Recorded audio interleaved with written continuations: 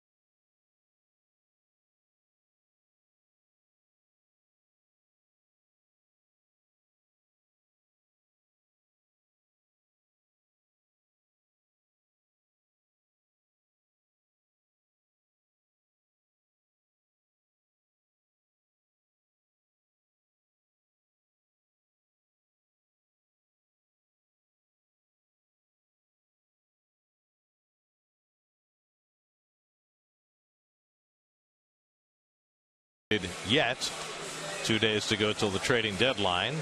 Only one change in the lineup tonight. Austin Hedges, the rookie, gets the start behind the plate.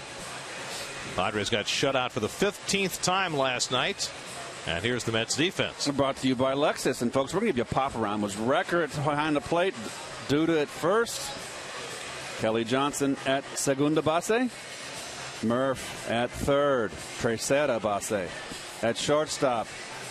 Mr. Flores, after 3 games out, is back in the lineup. In left field, Mr. Conforto. Center field for 4th straight start, Mr. Neuenhuis. That's Kurt, if you're friendly. And Granderson, of course, your everyday right fielder. And Bartolo Colon, there's his numbers. And we talked about Bartolo, what a nice start he had. 8 innings last time out, but got bested by Clayton Kershaw. Wound up losing that game 3-0, but only gave up 1 run. He's looking to get his first win, Gary, since June 12th when he beat the Braves. Here's Will Venable leading off. Venable 1 for 4 last night, hitting at .247. And Colon's first pitch of the night is up and away for ball 1. Colon having the benefit of Anthony Recker behind the plate for whatever reason this year. Those two have worked very well together.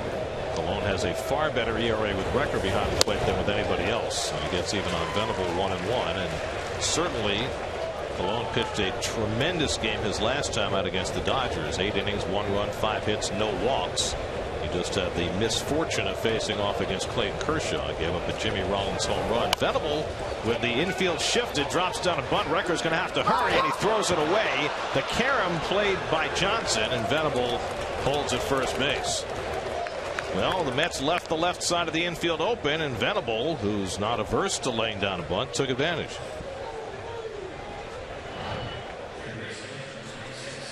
Well, all he had to do was put it down the third base line. Good hustle out of the box by Recker. But the throw is wide into the line. But look at Kelly Johnson. Very heads up. Backing up. That's a veteran move right there. Excellent hustle.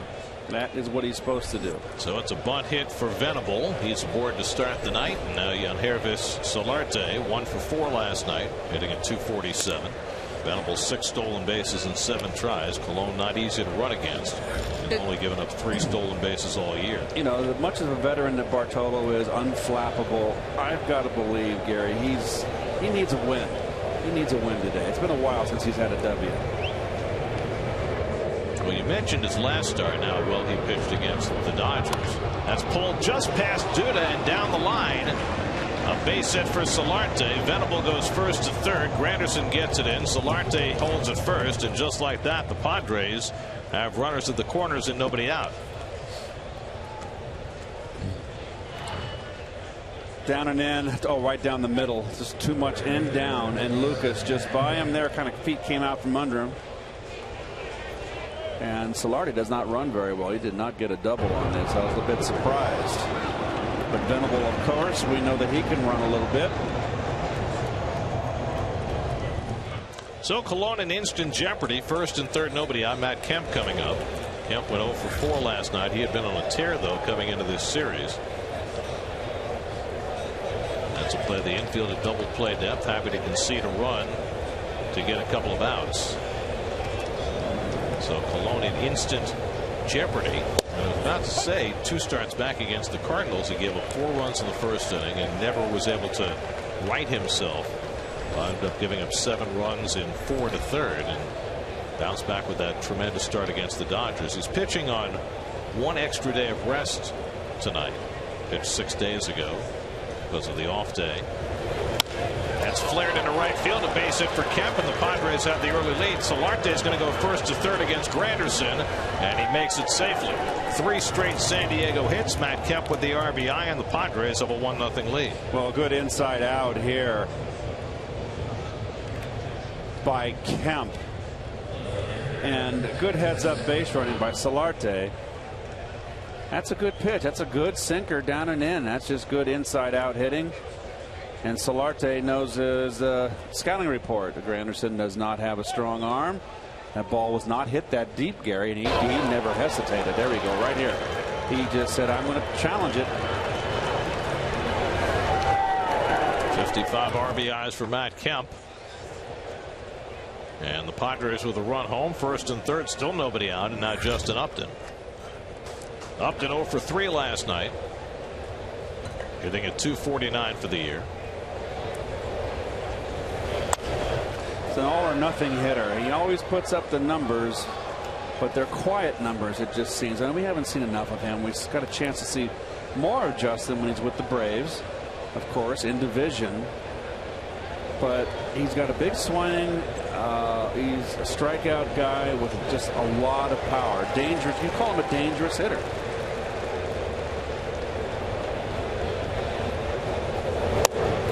First time in the last 3 games that a Mets starter has given up a run.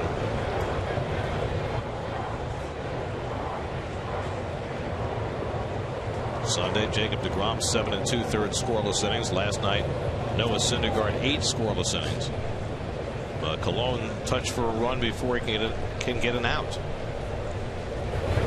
And a check swing foul, 1-2. In fact, the last time that the Mets had back-to-back starts, shutout starts of 7 2/3 or more, going to go back to 2012 when it was Dickey and Santana doing it back-to-back. Now deGrom and Syndergaard.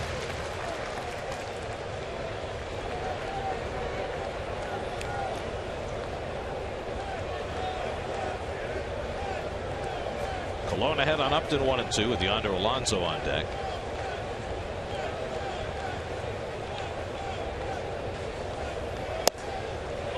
Off the corner, 2-2. Cologne facing the Padres for the first time this year.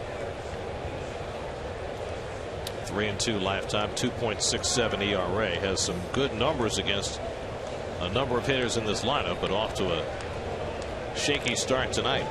Well, you saw with that overview of the stadium, or the field, I should say, that the slight shade to the opposite field. Granderson really hugging that right field line, and Neuenhuis a slight shade to right center. Big gaps, wide open gaps.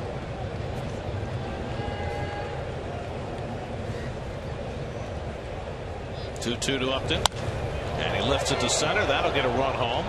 Tagging at third is Solarte. Neuenhuis's throw will go to second. Solarte in with the second run of the inning. Upton a sacrifice fly, and it's 2-0 San Diego. Sinker got it up. Thought he might want to throw a slider and waste a slider there, see if he'd go fishing, Upton, but he didn't. 51st RBI for Upton, and now Yonder Alonso will step in. We mentioned that the Padres got shut out for the 15th time last night. The last time that a team was shut out more times in their first 100 games, you got to go back to the 1915 Chicago Cubs. Are you kidding? Yeah. So, but it's an odd thing because the Padres are not that bad an offensive team, but they're just extremely inconsistent. Out to left center. And Conforto makes the call and retires Alonso for the second out. In fact, of the 54 other teams in history to be shut out 15 times in their first 100 games, the Padres have scored the most runs of any team in 100 years. So they're not terrible all the time, but they have had a lot of lulls. I guess that's the best way to put it. It's one of the reasons why Bud Black got fired and Pat Murphy took over as the interim skipper for San Diego. But they've got 2 runs home in the first inning tonight against Cologne. And now Jed Jerko, the second baseman, steps in. And he takes a strike on the outside. Well, Syndergaard was just scintillating last night. Just mowed through this lineup. What, he had the first 6 innings, 3 up, 3 down, 18 up, 18 down, until they give up the base hit to Venable.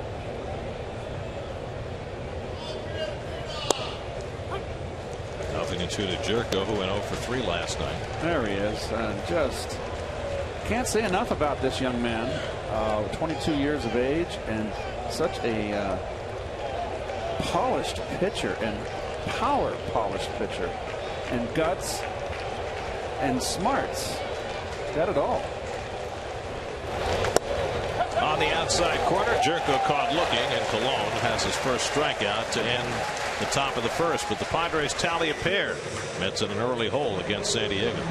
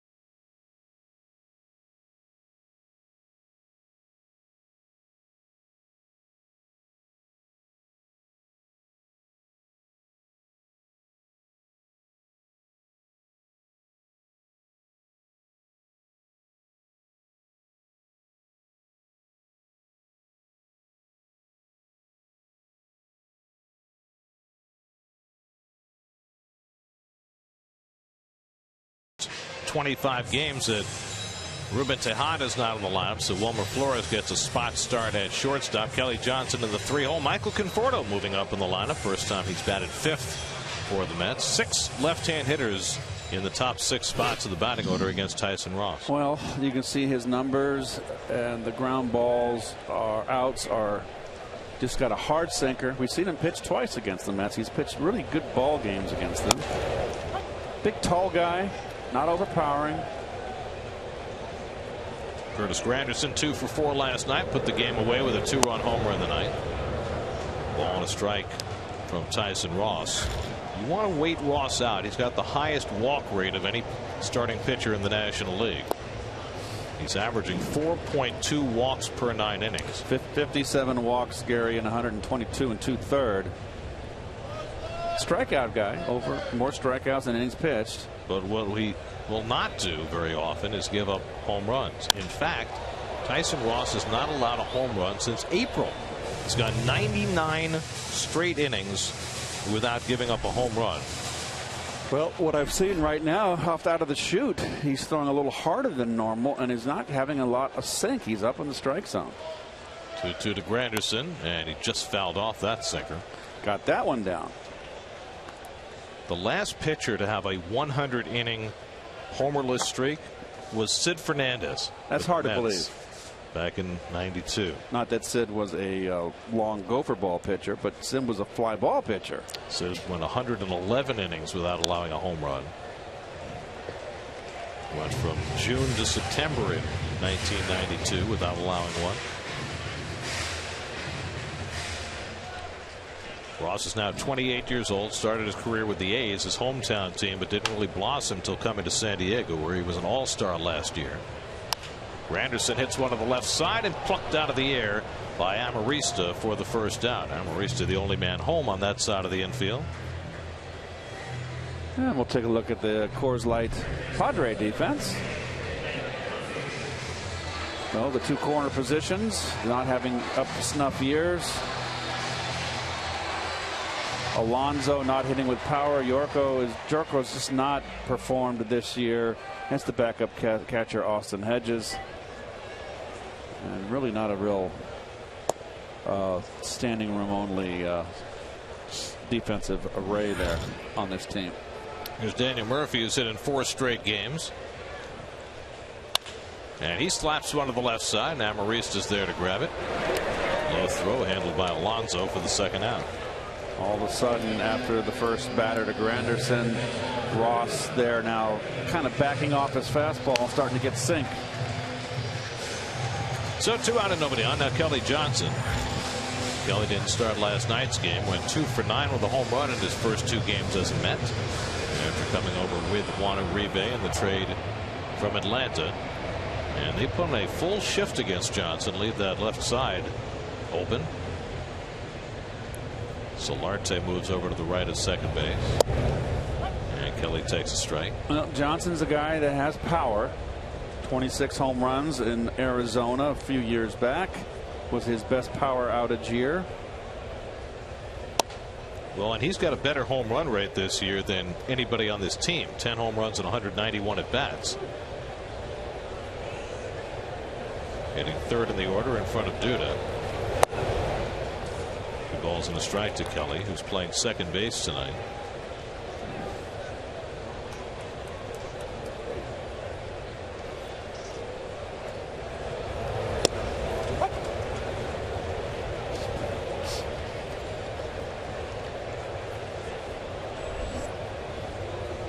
Duda would be next.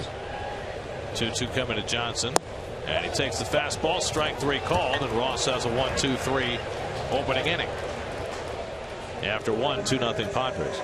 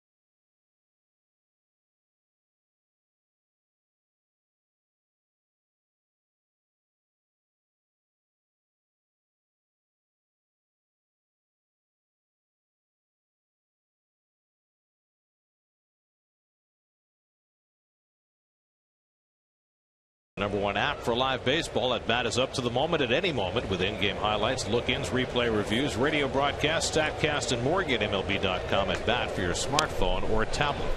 Alexi Amarista tries to drop down a bunt but fouls it off. Amarista 0 for 3 last night, hitting at .209 for the year. 7, 8, and 9 in the Padres batting order after they put up a couple of runs against Cologne in the first inning.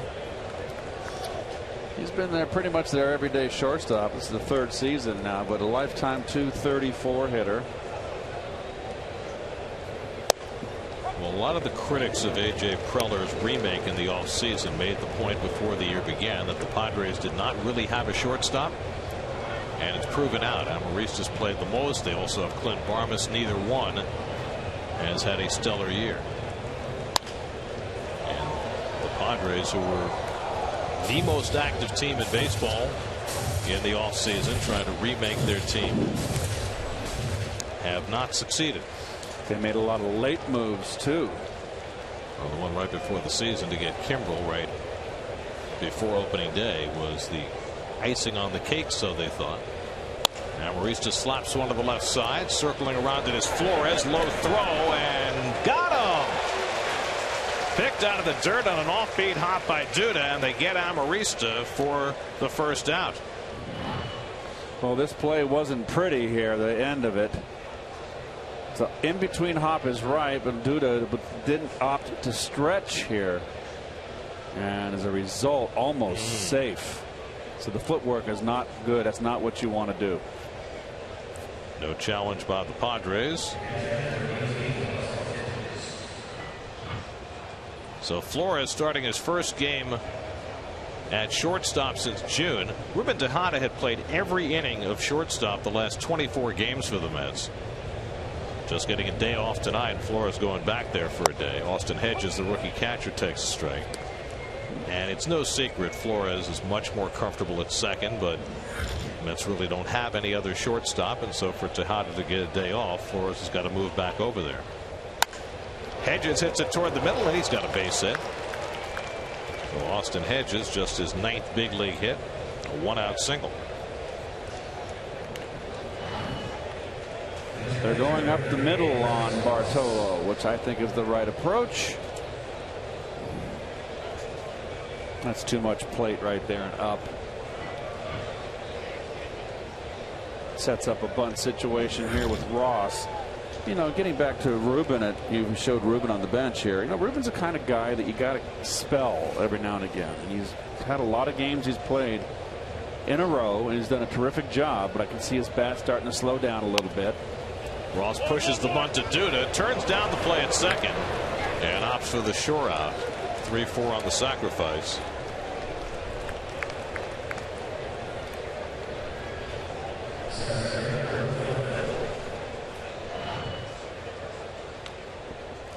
Well, the ground ball in the hole here, and Flores wants to come in on the run, and then he has to throw off balance.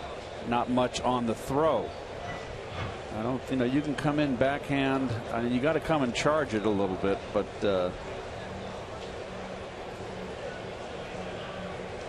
Duda made it look a little more difficult than it was, but the end result is a 6-3 on your scorecard. But you know, getting back to Tejada, Garrett, is that, you know, Tejada to me, the way he's played, he's going to be a guy that's going to give you. Would you be happy with 110, 120 games, spelling him that much, keeping him fresh?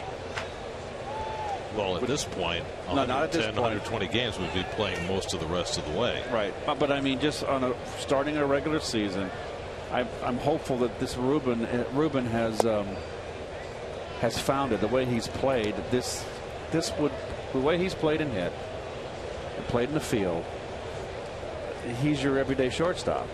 Well, we'll see. I mean, they were bound and determined for him not to be an everyday player this year, and they were so disappointed in him. And the last month, he's been marvelous. Yes, he has. And that's probably one of the biggest surprises this team has had this year, is the rejuvenation of Ruben Tejada. Venable lines one into center field. That's down for a base hit. Around third is Hedges, and heading home, and he'll score without a throw. An RBI single for Will Venable, and a 3-0 San Diego lead. Well, you get the sacrifice and a 2-out RBI. Too much plate again from Bartolo. He's been too much in the middle thus far early in this game. And with 2 outs and the runners in motion, see, it's got way too much plate. So Venable's 2 for 2 tonight. His 24th RBI. Now Solarte, who pulled one past Duda for a base hit and scored a run in the first. 3 runs, 5 hits now for San Diego through the first 10 batters. And Solarte takes inside.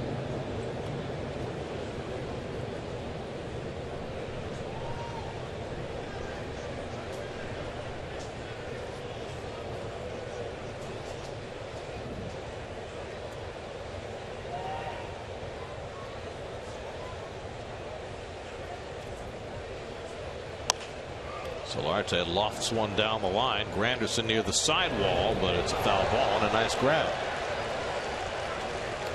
That's why you bring a glove. I mean, how many teams in the past have had a platoon at shortstop? And to me, is it important to have one player out there with the lion's share of the work? Obviously, when you platoon, the left-hand hitter is going to get the more play because there's more right-handers. But to me, it doesn't really matter. You've got to be strong defensively up the middle. You want a glove at shortstop and second base. So that's why, how many over the years, Gary, we look in the box score, all the light hitting shortstops that hit 8th, and then, you know, as the kids growing up. Why? Because they wanted their gloves and they had hitters up in the middle of the order where they can carry a 220 hitter at shortstop. Now, I don't think Ruben's a 220 hitter.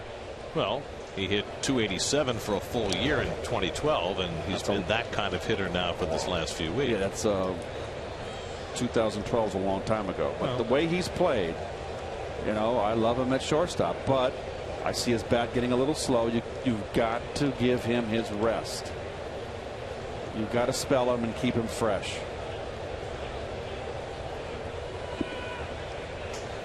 Solarte fouls it away. 1-2.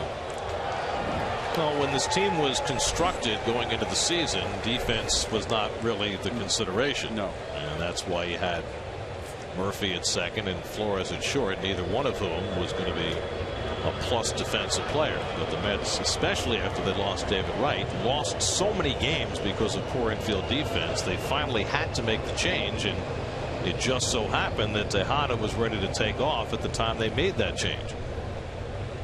And it's really been a huge plus for this team offensively and defensively. Well, you know, I just think that Ruben, with this present, I want to say administration, it sounds political, the front office, he's in the doghouse. He was in the doghouse over the last couple of years, and he's played himself out of it. You know, he's played well. I'm very pleased with how he's been playing the last month. He's been a big part of this resurgence.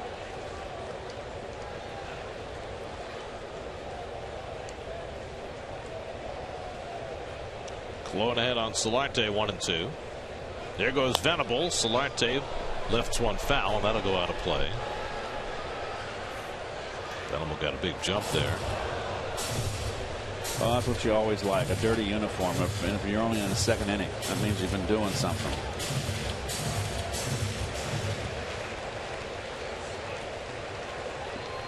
Can you fake the dirty uniform? You can, but you don't think about that. I mean, I've never seen a player that faked it. No. Know why? Everybody knows you're over 4. They see you out there. Venable runs again. Recker's throw on a hop is not in time, and Venable steals the base, his 7th of the year. So Venable already has a bunt hit in this game. He scored a run. He's driven in a run. Now he adds a steal. Well, good jump. Nothing Recker can do here. Perhaps Venable trying to make an impression on the Mets, who have been rumored to be interested in his services. We've talked about it the last 2 nights. Just about everybody on this Padre team is available, especially the guys who are going to be free agents at the end of the year, like Venable. Well, Venable would be a nice fourth outfielder. 2-2 to Solarte. And he lines one, and Johnson can't make the catch, and that'll bring in another run.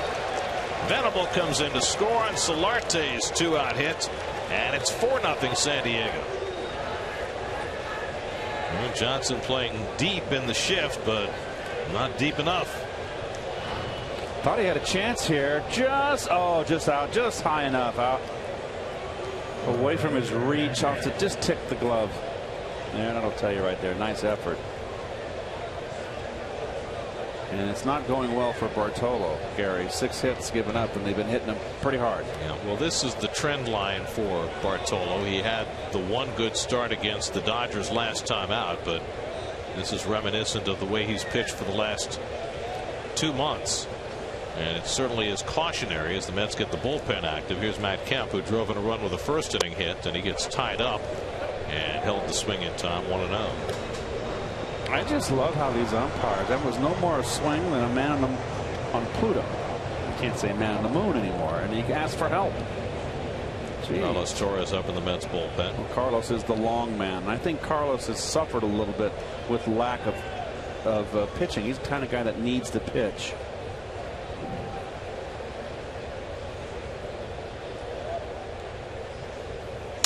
Kemp breaks his bat. Murphy gets the force, and that retires the side. But after scoring 2 in the first, the Padres scratch out 2 more in the second and lead it 4-0.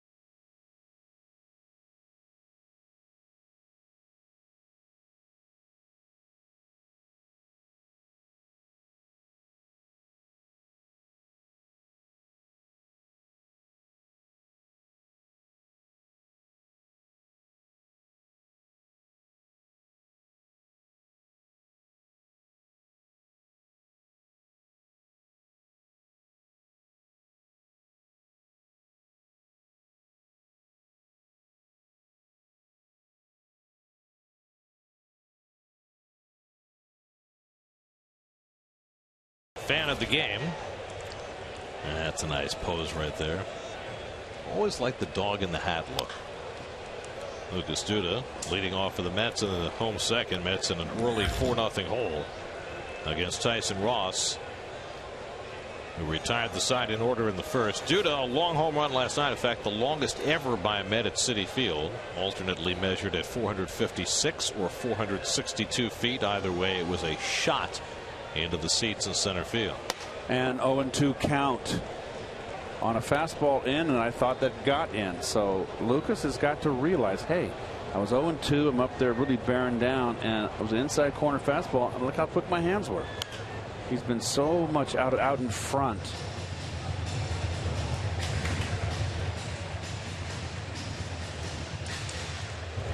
Tyson Ross got beat up a little bit his last start against the Marlins. Gave up 8 hits and 4 runs over 5 2/3. Took a loss.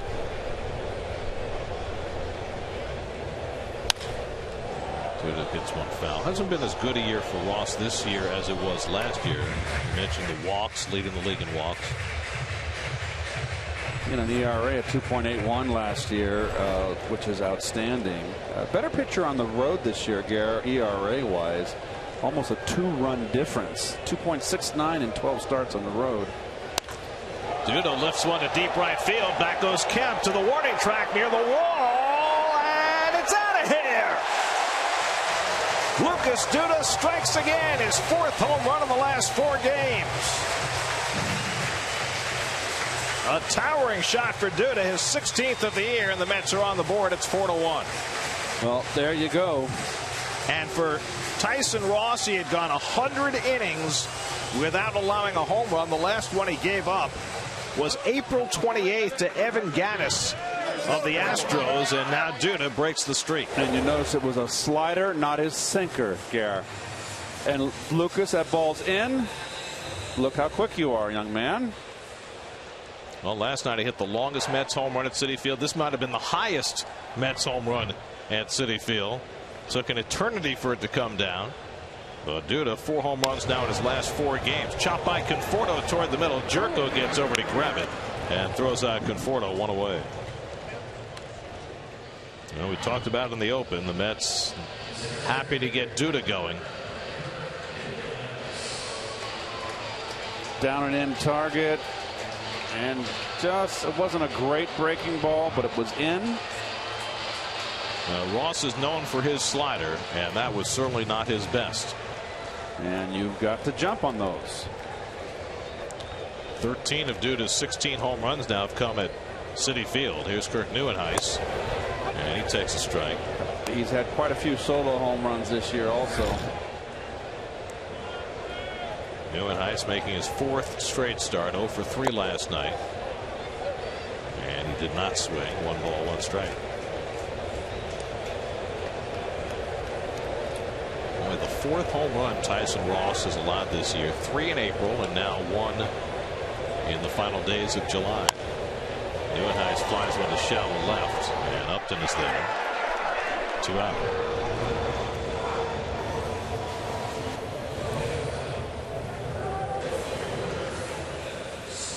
Lucas Duda's home run means $2,000 for an NYC community partner, courtesy of Citi.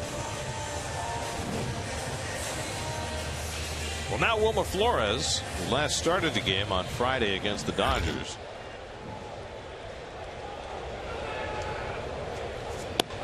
The reason that Flores was gifted the spot at shortstop was because the Mets thought he would hit, and early in the season he was hitting home runs on a regular basis. That one smothered by Amarista, but he has no chance to throw out Flores.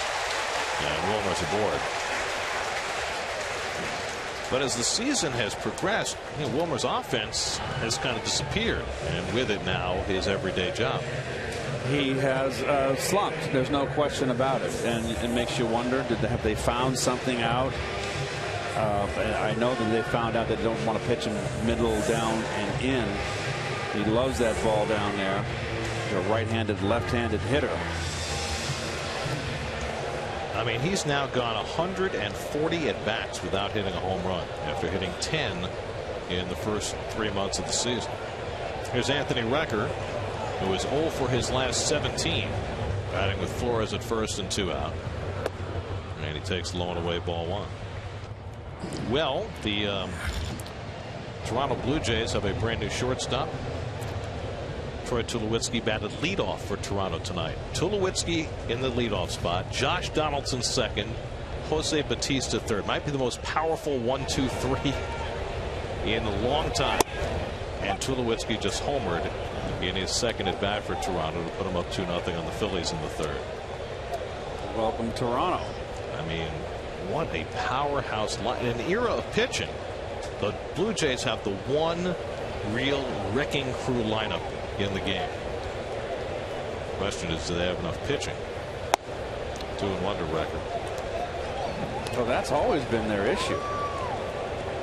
I mean, they're a game under 500 despite all of their gaudy offensive numbers.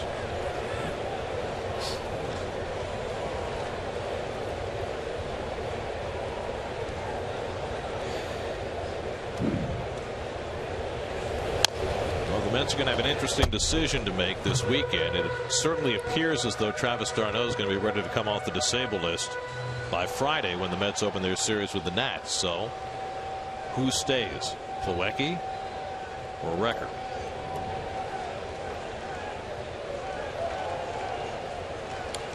We weighed in on that last night, so it's an interesting question because you can certainly argue both sides. Yes, you could.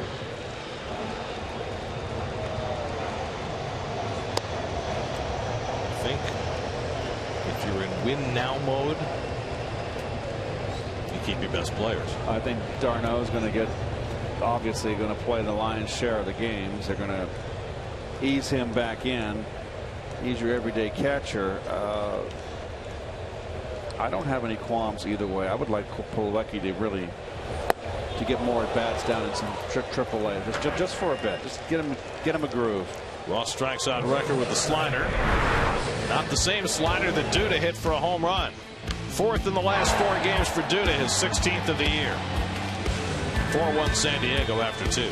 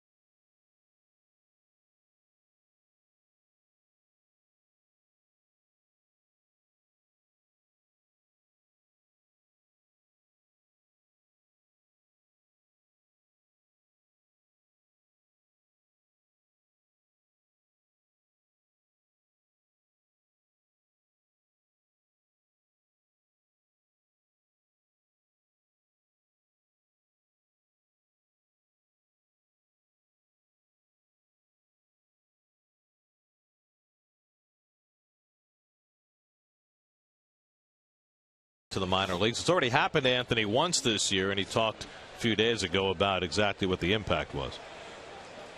It's definitely very difficult. It's more difficult, especially for someone in my situation. I'm starting a family. I have a wife. I have a young child. It's tough to go home and look at them in the eye and say, hey, I got demoted today. I didn't do my job good enough to keep you guys here. So that's tough. That part of it was the most humbling for me.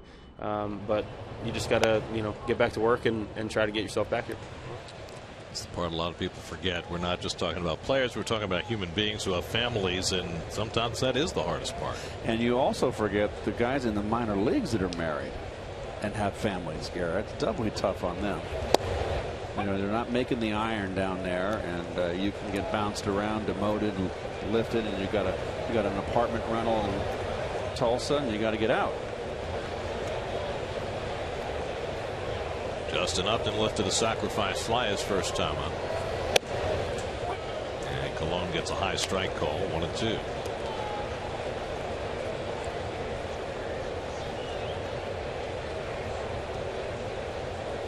Upton, Alonso, and Jerko for the Padres in the third after they scored 2 in the first and 2 in the second off Colon.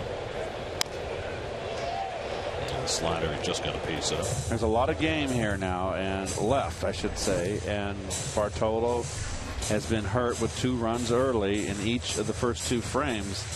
He's been off not on the corners, but you know what? This team is within striking distance. It's just he has to stop the bleeding right here, keep his club close, give him a chance to come back. Upton lifts one to deep left field. Conforto goes back to the warning track, back at the wall, and it's out of here.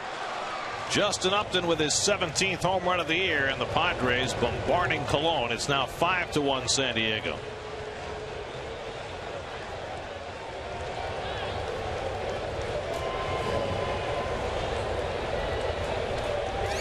Well, Upton's the kind of guy I don't think you want to pitch inside. He just turns on this fastball. Pretty widespread stance. Not much of a stride, not much of a follow through, just very strong. And he gets it up over the Great Wall of Flushing for his 17th of the year. Padres have now scored in each of the first 3 innings. Yonder Alonso takes a strike. Well, it's a 4-seam fastball. Wants to sink it in, but it didn't seem to fool Upton at all. Number one, it was a sinker that didn't sink that much. It was down, but maybe you want to pitch upstairs to Upton. Well, nothing's going right for Cologne tonight. He's had far too many of these starts lately. The Mets had Carlos Torres up in the bullpen in the last inning when Cologne was struggling.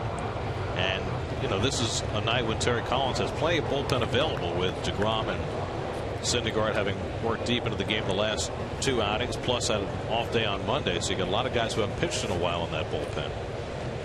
So I can't imagine that the tether will be a whole lot longer for Cologne. Alonso gets a hold of one to deep right field. Back goes Granderson near the wall, and that's gone. Back-to-back home runs for Upton and Alonso. And the Padres have put up a deuce in 3 straight innings and lead 6-1. Only the 4th home run of the year for Alonso, and he was behind in the count 0-2.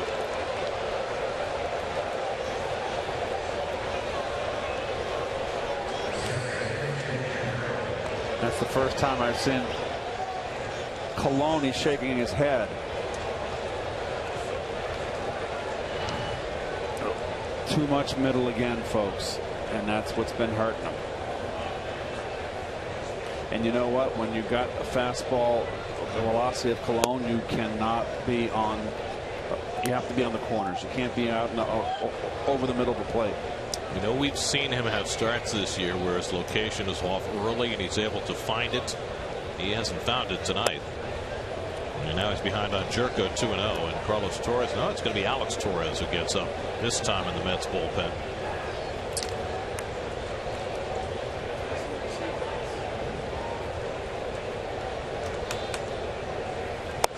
And now 3-0 to Jerko. Well, this is a night where Cologne just does not appear to have it. Well, you know, when you got a pitcher and on the ropes, you get to him early, don't get him a chance to find it. And what Terry's trying to do is nurse Cologne through this inning. He is the leadoff hitter next inning. You're obviously down 6-1.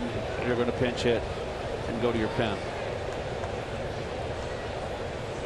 Well, you've said to me many times that's hit off the middle, and this is just not working for Cologne right now. 3 straight hits to start the 3rd. Now, one of the things you learned from Whitey Herzog is that on a night when a starter's doesn't have it, you have to know when to cut and run. Yes. So before the game gets out of hand. Yeah. And you know, you're in a circumstance here where every game is vital for this team. And I know it's still 62 games to go, but you're a game out of first place. You got your first place team coming in on Friday, and you can't really afford at this point to concede a game. And as I said earlier, you've got a rested bullpen. There's no reason not to cut and run.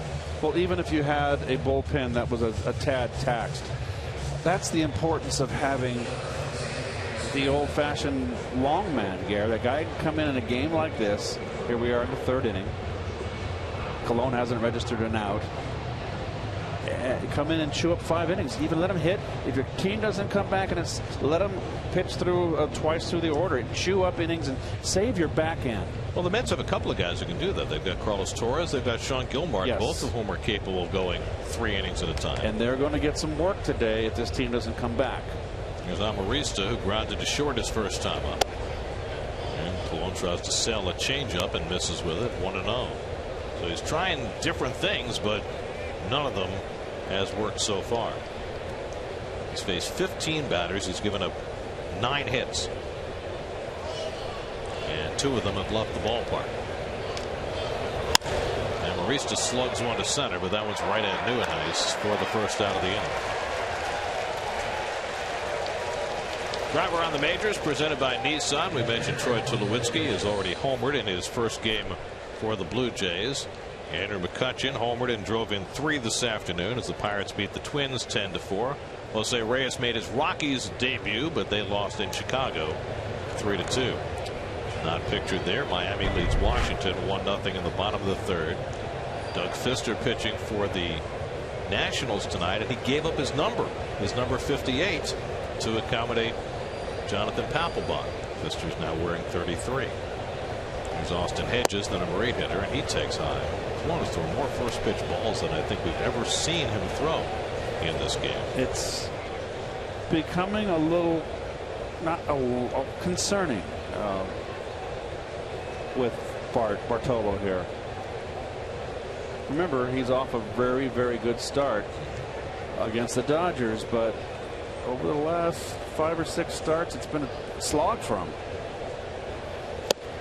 When you go back the last 6 starts, 0-5 with a 5.05 ERA, so it's not been a good stretch for him.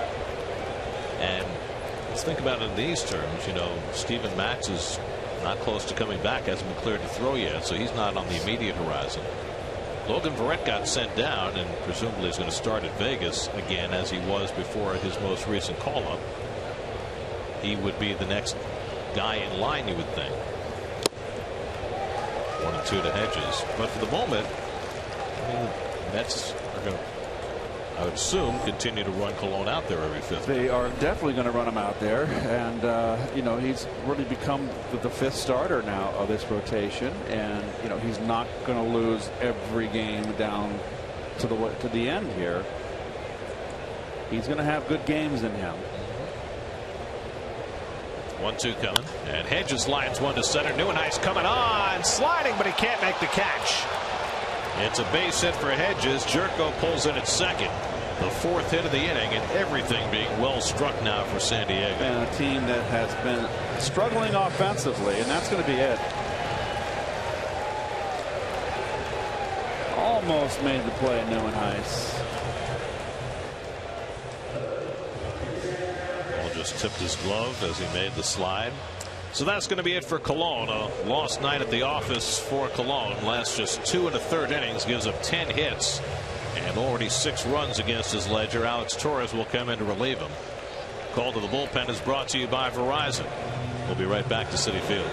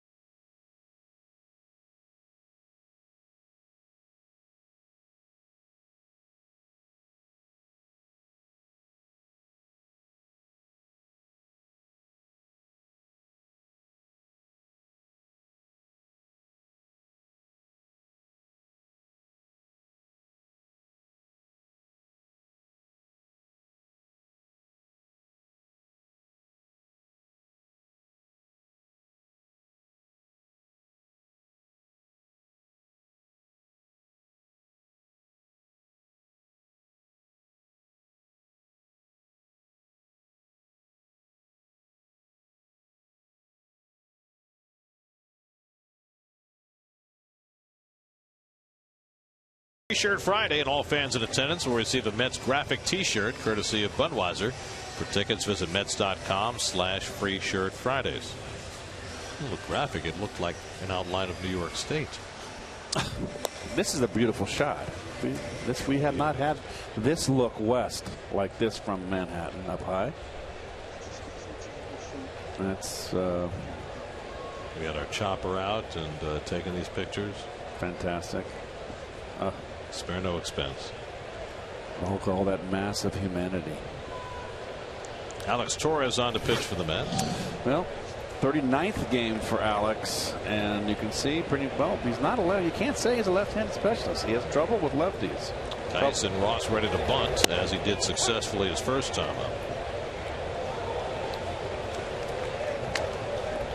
Alex pitching for the first time since Friday against the Dodgers, so he's had plenty of rest. Jerko at second, Hedges at first. Bartolo Colon with his shortest outing as a Met, last just 2 1/3, 10 hits, 6 runs so far, no walks, 1 strikeout, 2 home runs.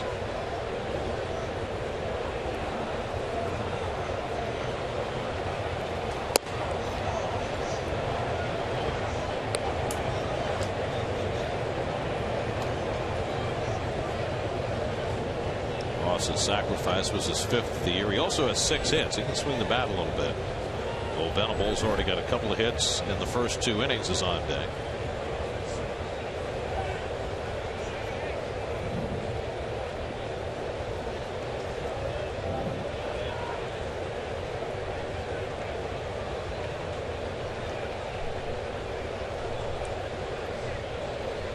And Ross is going to swing and takes a rip. 1-2. Well, the last time Alex Torres pitched was against the Dodgers Friday. In that game, John Neese gave up runs in each of the first 3 innings and was gone after 3. That's got tremendous starting pitching the next 3 games from Harvey, DeGrom, and Syndergaard. And now a very rough outing for Colon brings Alex Torres in again. 1-2 to Ross. Mets still looking for the bunt. Not bunting, and he fouls it off. Last time Colon had this short an outing was in 2012 as an Oakland Athletic. He lasted just 2 innings against the Padres. And tonight he goes 2 1/3. He's thinking hard right there. He's trying to figure out what is going wrong.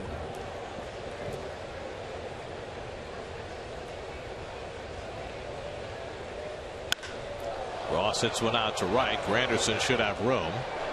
Tagging at second is Jerko. They'll move over to third. Tagging at first is Hedges, and he is safe at second. So both runners advance on the fly ball by Ross for the second out. Well, like a sacrifice. Only thing you get an AB.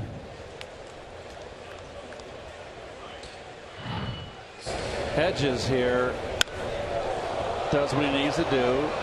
You don't need to look at the back runner. Just read the play. He almost came over the bag. So they're going to always take advantage. Granderson, when he's got his momentum carrying him into away from the play, can't get much on the throw. I don't know what Hedges was looking at the lead runner for. Now Venable is already 2 for 2. A bunt hit in the first. A single to center in the second. He's stolen a base. He's driven on a run. He scored 2. And the curveball from Torres, a rarely seen pitch. Ball 1.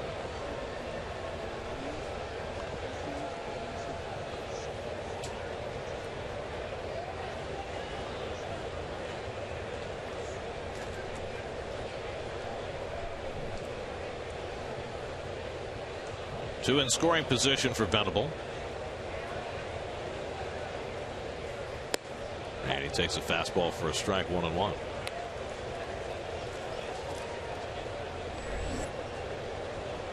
John Hervis Solarte would be next. Beautifully pronounced, Garen, that first name. Would you care to say it? I'll leave that to you. Thanks. Chopper toward third. Tough play. Murphy. Nice pickup and gets the out to retire the side. But the Padres, for the third straight inning, put up 2 runs. This time it was back-to-back home runs, shortening Bartolo Colon's night. Upton and Alonso go deep. And it's 6-1 San Diego in the middle of the third.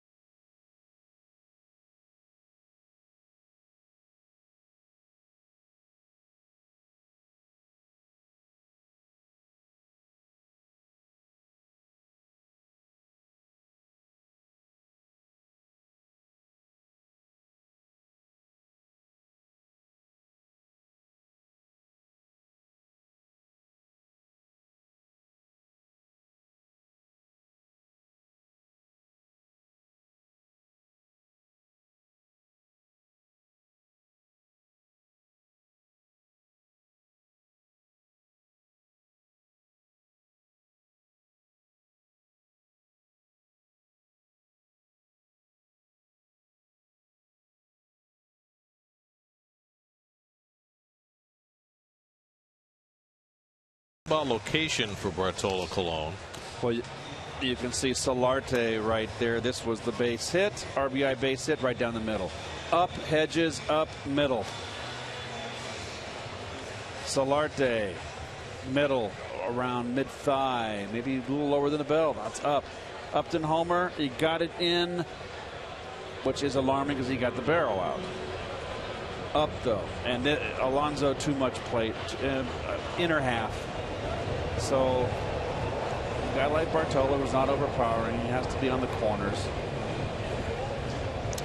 Alex Torres is going to bat for himself after getting the final 2 outs in the top of the inning. Torres has 1 career plate appearance. That came as a Padre last year. Struck out in his only at bat. And backing away, Ross falls behind him 2-0. Well, Keith, anytime you're dealing with a player who's 42 years old and whose production diminishes, doesn't matter who he is, you have to ask the inevitable question: has the expiration date arrived? And I don't know that you can answer that easily, but it's certainly got to be on the table. As Jerko throws out the hustling Torres by half a stride. Nice job by Alex going down the line, 1 away. Well, he did hustle down the line, and Jerko, I think, thought he was assumed that he was just going to half-step it down there. And he busted out of the box all the way, I'll say. Now, but getting back to Colon, Gary, when you get older, those are the things that all the aging players have to deal with, because there will be the whispers. Is it the end for him? And certainly right now, Bartolo hasn't won since June 12th, 7 starts. So there's going to be whispers, and you said the ERA was over 5, so that's not pitching well. So he'll be back out there in the 5th day, or hopefully give a performance like he did against the Dodgers.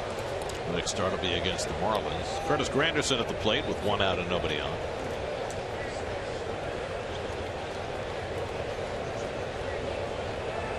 Ross waiting while his infielders change positions in the shift. Solarte moved to the right of second base, and Amarista to the left. like the two-step these days. Fast worker, Ross. He likes to get on that mound and toe the slab and chunk it, as we used to say. Well, especially when you have a 5-run lead, you wouldn't want to just go out there and have a nice day with a big lead to work with. Especially when you're in New York, too. Don't have to pitch for another 4 days, 5 days. Early game tomorrow. Granderson takes a walk. When we talked about Ross and his walks. He leads the league in issuing walks, and the Mets get their first of the night. Granderson's 51st walk of the year. Well, long way to go in this game. Look what the Yankees did last night. Gave up 5 runs early. Didn't allow a hit the rest of the way and scored 21 runs. I've never heard of such a thing. And a 10-run inning, right? 11. Here's Murphy, grounded out to short his first time up.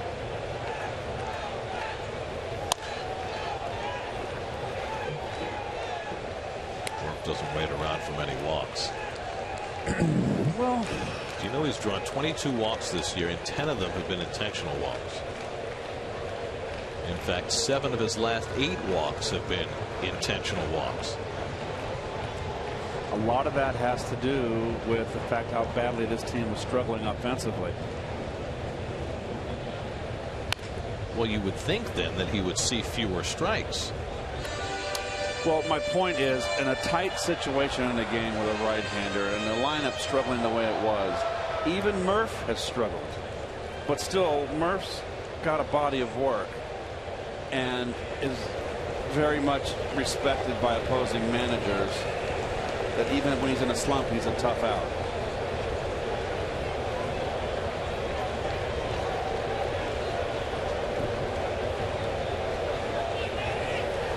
He pulls one right to the bag. It's a double play. Side retired. Alonso snags the liner. An unassisted double play ends the bottom of the third.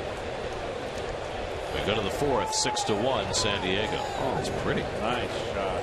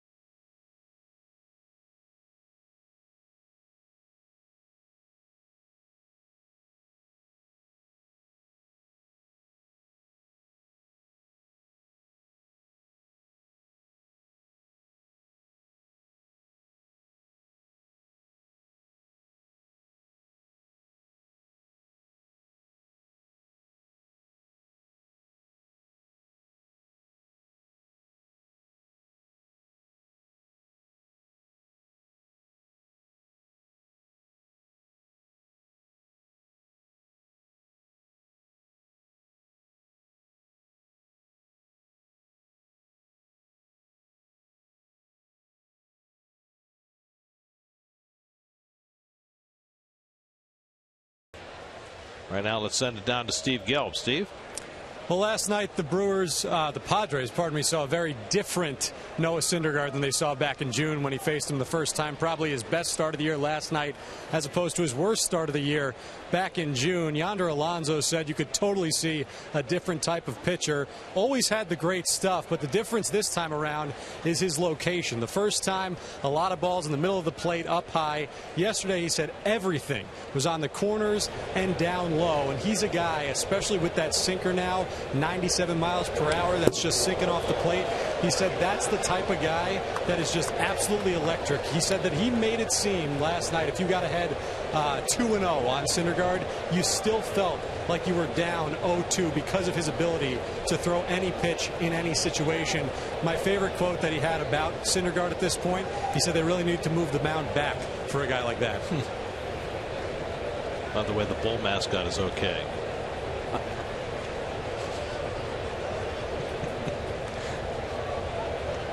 Well, Syndergaard has certainly been more than impressive, and we were talking about this last night. The strides that he has made in such a short period of time for such a young pitcher have been stupendous. Well, we felt it was going to be a work in progress like Wheeler, a hard thrower, diamond in the rough. He throws strikes, tough strikes.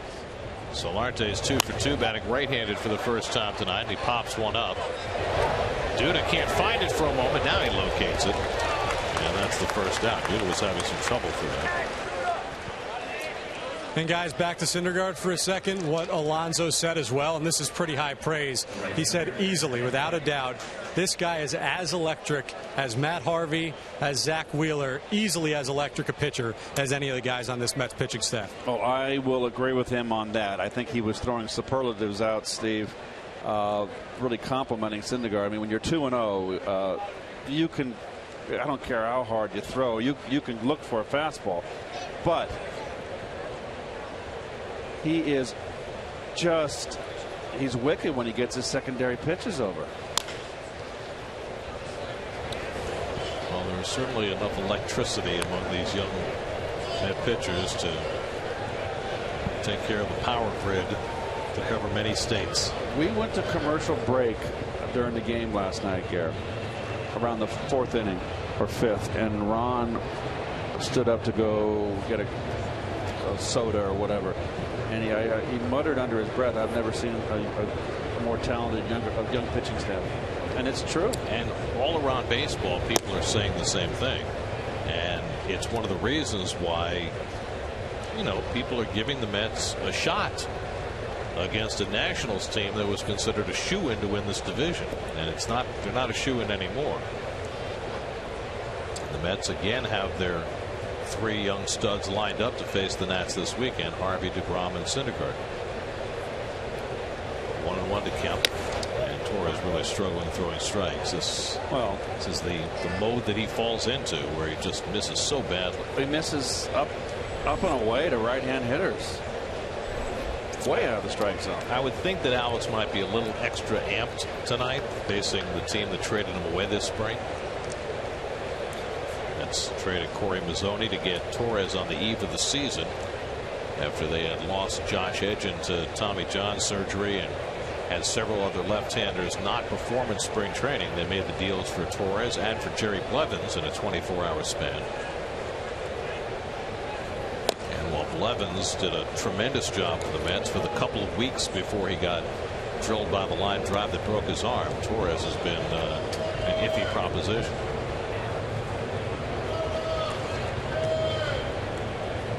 Blevins, by the way, still has not been cleared to throw, as far as we know, coming back from that broken arm. He is 3.5 months out from that break to his forearm. Here's ball 4, and Kemp is on with the walk. And the Mets could really use Jerry Blevins back. I mean, yes, they've got Clippard now, a right-hander who gets lefties out, but you really would love to have that situational lefty coming down the stretch of the season. No question. And that's been a real slow heel. Here's Upton, who's already driven in 2 runs tonight, a sacrifice fly, and then his 17th home run of the year, his last time up. The Nats have gone in front of the Marlins 2-1. That game's in the 4th in Miami.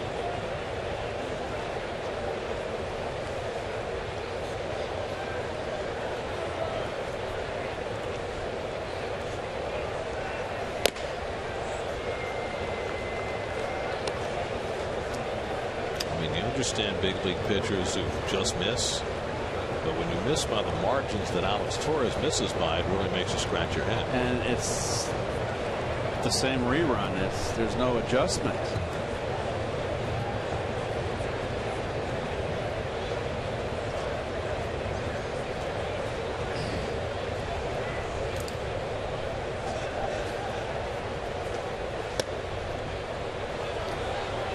And now 2-0 to Upton. So he's been 2-0 or 3-1 to all three hitters he's faced in this inning. Yonder Alonso, who homered his last time up, is on deck.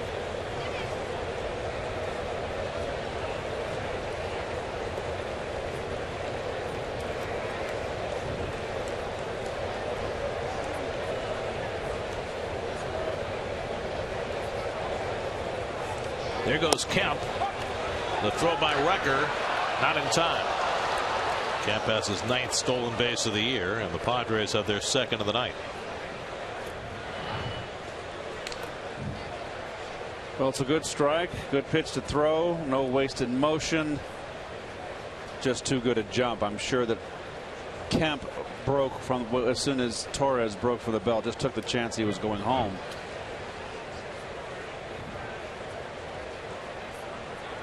So runner in scoring position with 1 out. 2-1 the count to Upton with Alonso on deck. And that skips into Recker, who somehow knocks it down. 3-1. So have you been following this trade between the Dodgers and the Marlins, which everybody heard about last night with Matt Latos and Michael Morse going to L.A. with the Marlins getting prospects back? It's almost 24 hours later, and the trade still has not gone through. In fact, Morse and Latos are in uniform for the Marlins tonight, after everybody on the planet already had them playing for the Dodgers. There is obviously something that is gumming up the works. That's probably, I bet you, Latos injury involved. You think it's Latos? I think so. Latos. I mean, they got to pass a physical or whatever. Well, there are medical records involved. Might be one of the prospects. I mean, who knows? But it's got to be a very awkward situation when your teammates know that you're not on the team anymore, but you're in uniform in the dugout while they're playing. How do you feel? Your team, your management doesn't want you on the squad anymore, and you're still there. Well, can I go home? If you're those guys, you have to feel like it's a reprieve, right? You're leaving the Marlins to go to the first place Dodgers, so that's good if it actually happens for them. 3-2 coming. Yeah, strike 3 called. Upton gets caught looking at a fastball for the 2nd out of the inning.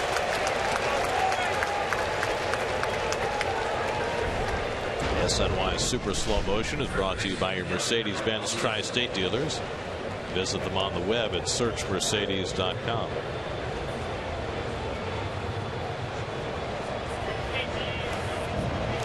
So 2 out now. Yonder Alonso put the capper on Bartolo Colon's 6-run nightmare with an 0-2 home run his last time up.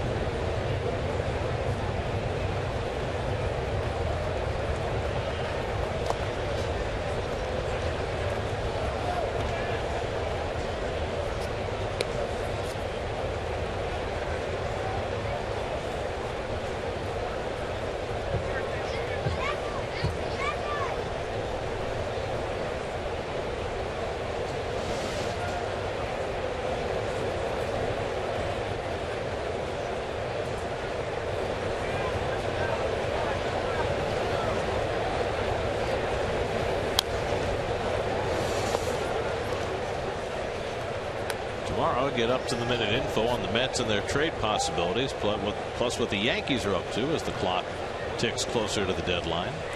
On Loudmouths tomorrow at 5:30, only on SNY. Who's Chris yelling at these days now that Shine is gone? Maybe he went south for the summer.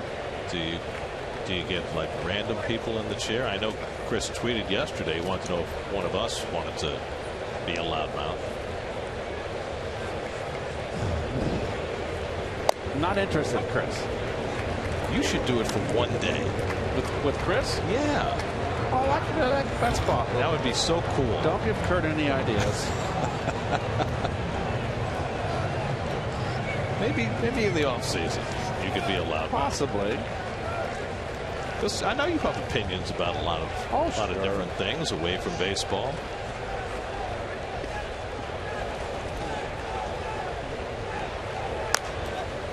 Alonso pops one up. Recker finds it, and that retires the side. So Torres able to work around a walk and pitch a scoreless top of the fourth. First scoreless inning for the Padres tonight. Well, we're celebrating 10 years of Mets baseball on SNY. After the break, we'll go back and relive another one of the thrilling moments from the past.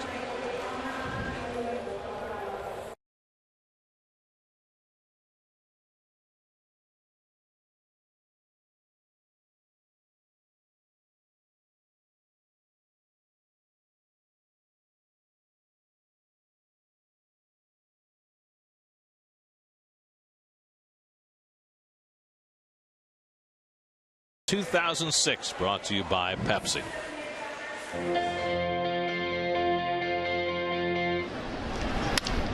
To right field and deep. Village back near the wall. It's out of here. Mike Piazza with a home run. The fifth of his career against Pedro Martinez. His 414th lifetime. And nothing but applause for a visiting player hitting a home run at Shea. Carlos says he's okay, and Piazza hits one out of sight. Second of the night for Piazza. That's his welcome home.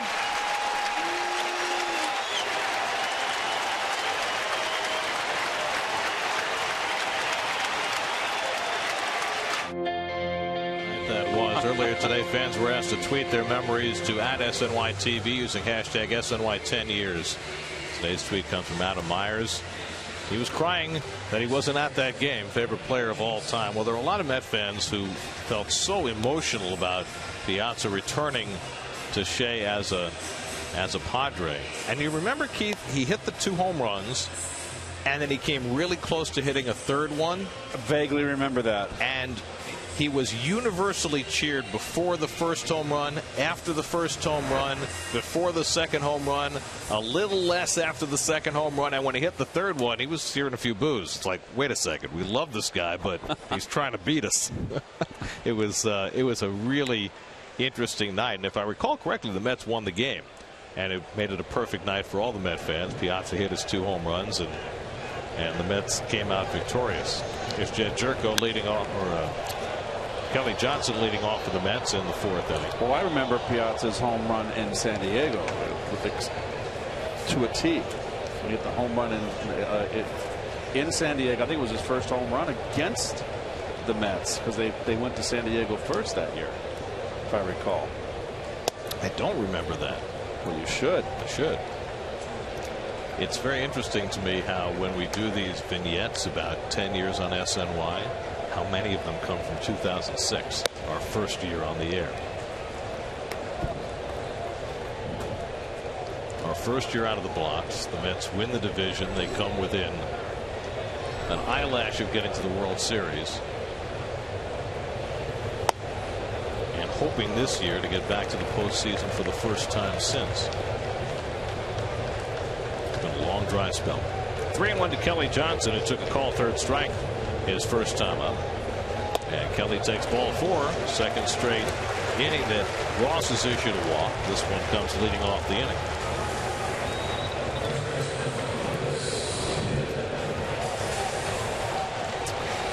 Well, Dave Freed says you are absolutely right. April 22nd in San Diego, also off Pedro Martinez, was Piazza's. I remember Bill Webb was doing the camera work and did a high third and had Piazza rounding second base, coming right towards the camera at third. And then as he rounded third and went towards home, he pulled back with the camera, and you had Mike touching home plate and running into the dugout and getting high-fived by almost everybody imaginable in those Padre uniforms. Even the massage therapist?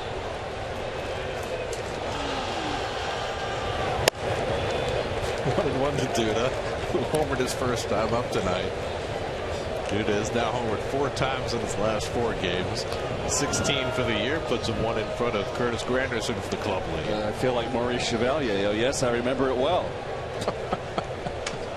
Good times.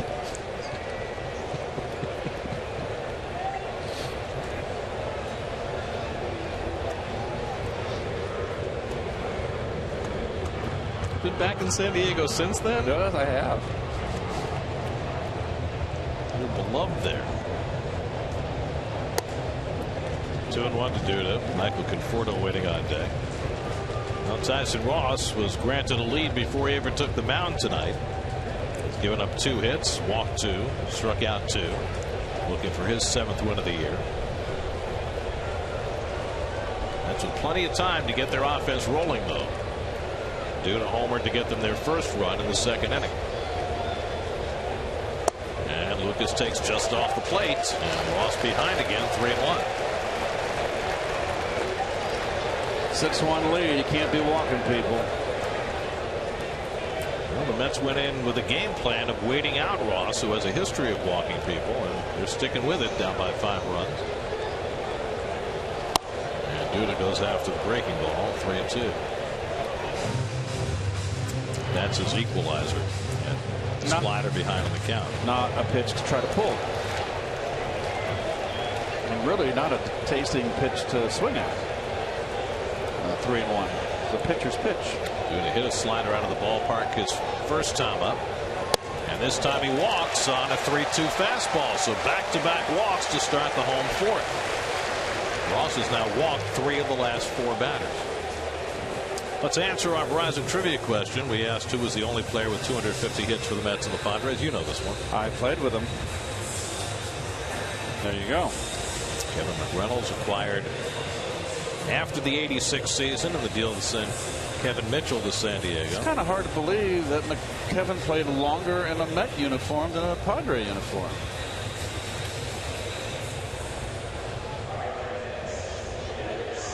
Uh-oh. Got Mike on the scoreboard. Mr. Piazza on the scoreboard. Darren Balsley, the pitching coach, visiting Ross.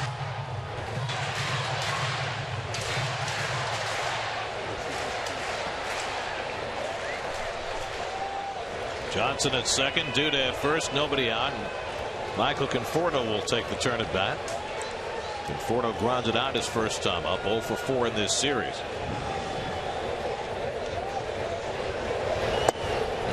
Struggling now with his control, 1-0. Boy, he's primed for the picking right now. Doesn't want to walk another batter. You got runners on base.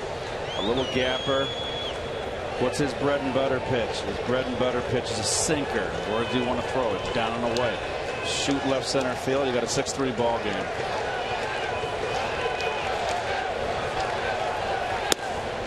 Slider for a strike. 1-1. And that's one thing that Conforto is very good at, Gary, very early right now in his career as a youngster, is that he takes the tough pitch from the pitcher. He knows how to, okay, that's not a high percentage pitch when I'm ahead in the count.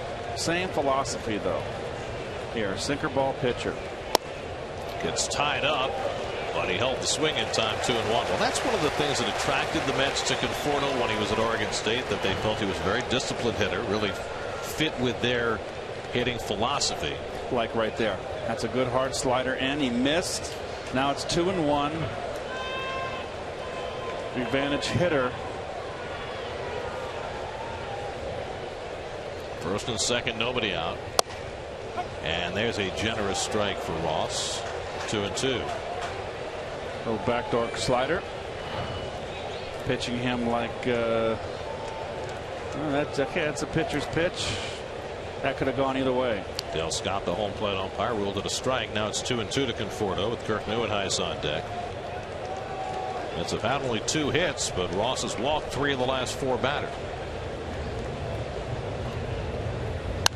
And Conforto drives one foul.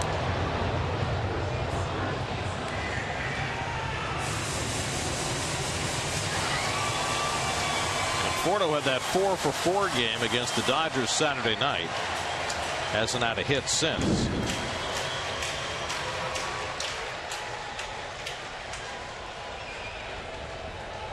He's had good at bats though.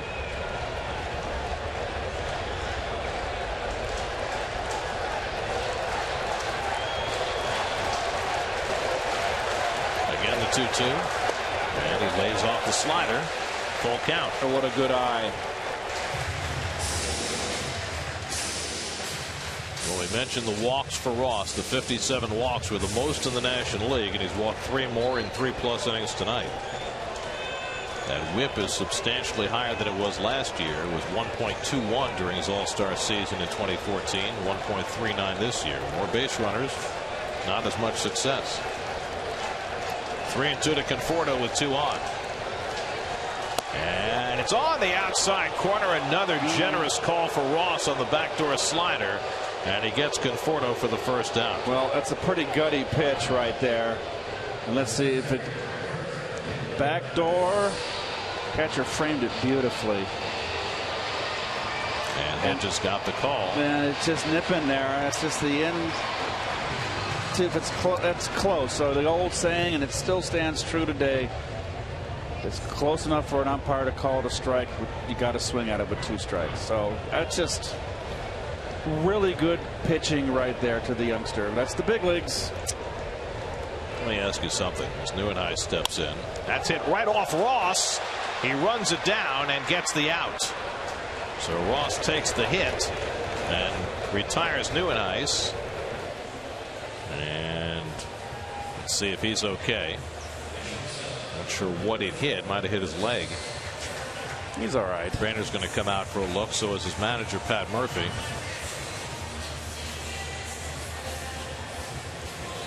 Off the thigh, huh? Yep, off the outside of his right thigh.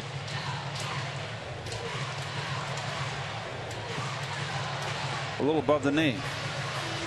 It's a Wally Whitehurst right there. Former Met pitcher Wally Whitehurst, who had seam marks up and down his legs from those hard comebackers. Wally was like in one of those penny arcades with the little ducks going by. It's shooting gallery. So 2 in scoring position now with 2 out. And Wilmer Flores coming up. I was going to ask you, Keith, there was a time, I think, when umpires would test rookies and maybe call them out on pitches that maybe were a shade out of the strike zone. Do you think that still happens? I don't think it does, but I do think that when you're a rookie, there's a benefit in the doubt in the umpire's mind. It's going to go against you. And you can be a pitcher or a hitter, particularly if there's a veteran up there. So a big 2-out RBI by Wilmer would make this a brand new ball game. Flores had an infield in his first time up. Ross out of the full windup, and Wilmer takes it high. It's a lot of times early in the game. This is the bottom of the 4th where there are critical at bats. This is one of them. This would get the Mets back in the hunt.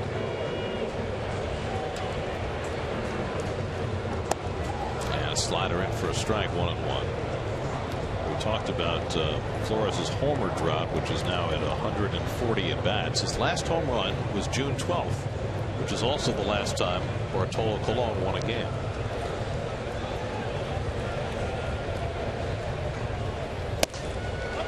And he takes a strike. Fastball 1-2. Tied him up inside, up and in. Good spot. Good location. Bryce Harper just homered in the 5th inning in Miami, and the Nats lead the Marlins 5-2. Ross deals the 1-2, and Flores down swinging at the slider, and Ross able to work around back-to-back walks to start the 4th inning. His 4th strikeout of the night.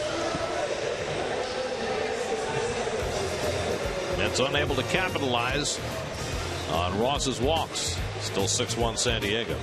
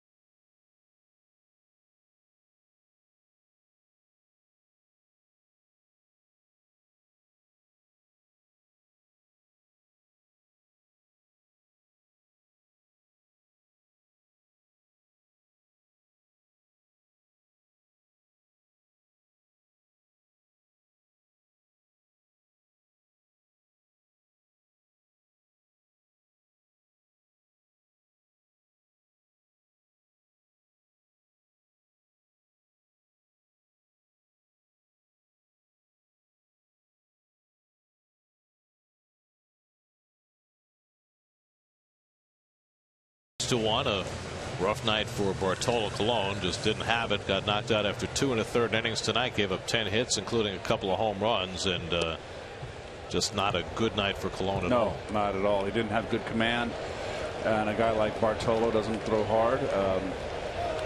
Not anymore. He used to be a flamethrower. He's got to be precise, and he wasn't tonight. Now, what is this? It's well, first of all, we'll do this. That's the number. You have to stand up. And there's the autograph. And that looks like Hall of Fame 69. So it looks like Stan Musial to me. So this is a reprise of last night's memorabilia kick that we got on. Right. Keith brings in one of his prized possessions tonight. And I know you've had not only that you played for the Cardinals, but you had a personal connection with Stan Musial. The reason why I got this, I was in St. Louis actually doing a fundraiser for Al Hrabowski, and I bid for this years ago.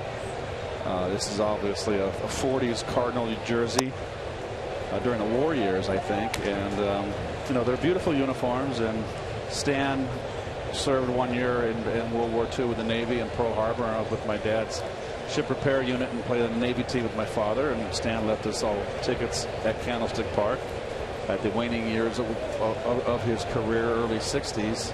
Got into Cardinal clubhouse, and it made me a Cardinal fan from a little boy, obviously, sitting next to Stan Musial. So this is a special jersey for me. What's interesting to me about that is the black bat. I know, which I don't ever recall seeing before on any Cardinal uniform. I like the old-fashioned piping down the front of the shirt, the jersey. I mean, I really like that. I've always liked its old-fashioned look. I unbuttoned it, sorry folks. But you got the Cardinals are a little bit different too, Gareth. They're almost like they're chirping. And what my bat was gold. It was more yellow. Remember that yellowish color? Right. So you have this jersey which you won at a charity auction. Do you like, as ball 4? Do you like wear it out to the supermarket? Well, did you have to tell the folks? I wish I could wear it and hit like him, for crying out loud. But this is really it's one of my prized possessions. I've always meant to put it in a case. It's been in the closet on a hanger. I've got to get a case for it and put it up on the wall. Just, you know, Stan the man. He was the man. 3,630 hits, which for years was the National League record till Pete Rose came along. Alexi Amarista is 0 for 2. Fouls one away. Well, last night when we were doing all our show and tell, we asked folks what their favorite piece of memorabilia was in our Toyota tweet of the game, and we got some very nice responses. The Andy Chavez bobblehead. He was there for the play and has the bobblehead that commemorates the great catch that Andy made in the League Championship Series in 06. But you called. You know, when it happened, Keith, everybody who was in the ballpark that night figured it was inevitable the Mets would win the game. And yes. It didn't happen that way. There's a Shea Stadium seat back signed by the 86 Mets. Are you in there anymore? Yeah, I am. Right below the 2. Where are you? Right below. Oh, I see. Yep. Yeah. You don't usually sign so small. I didn't do my Z, too. It's very poor penmanship. Sorry. It's Keith Hernan. No, Hernandez.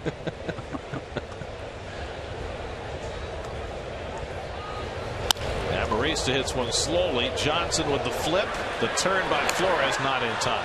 Amarista just too quick and the ball not hit too hard. So 1 out and 1 on. Oh, it's the Keith Hernandez Magic Loogie bobblehead. There you go. I didn't even know that existed. When did that one come out? That was a couple years ago over in Brooklyn at the Brooklyn ballpark. Right, they had Seinfeld night. I'm pointing to the grassy knoll where Roger was, because Roger was the second spitter. I had to tell Kramer that. I remember it well. There was no Magic Loogie. Austin Hedges is 2 for 2 tonight. Has twice singled to center and scored a run.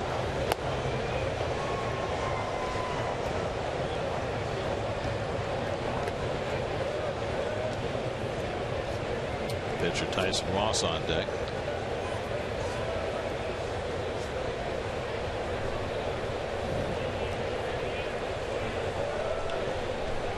Torres has now faced 8 batters. He's walked a pair, hasn't given up a hit.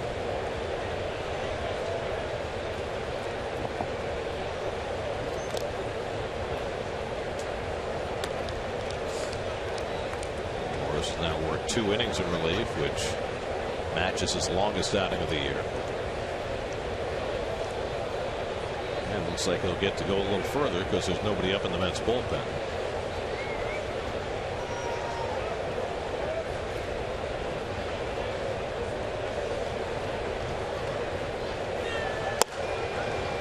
Off the inside. 2-0 to Hedges.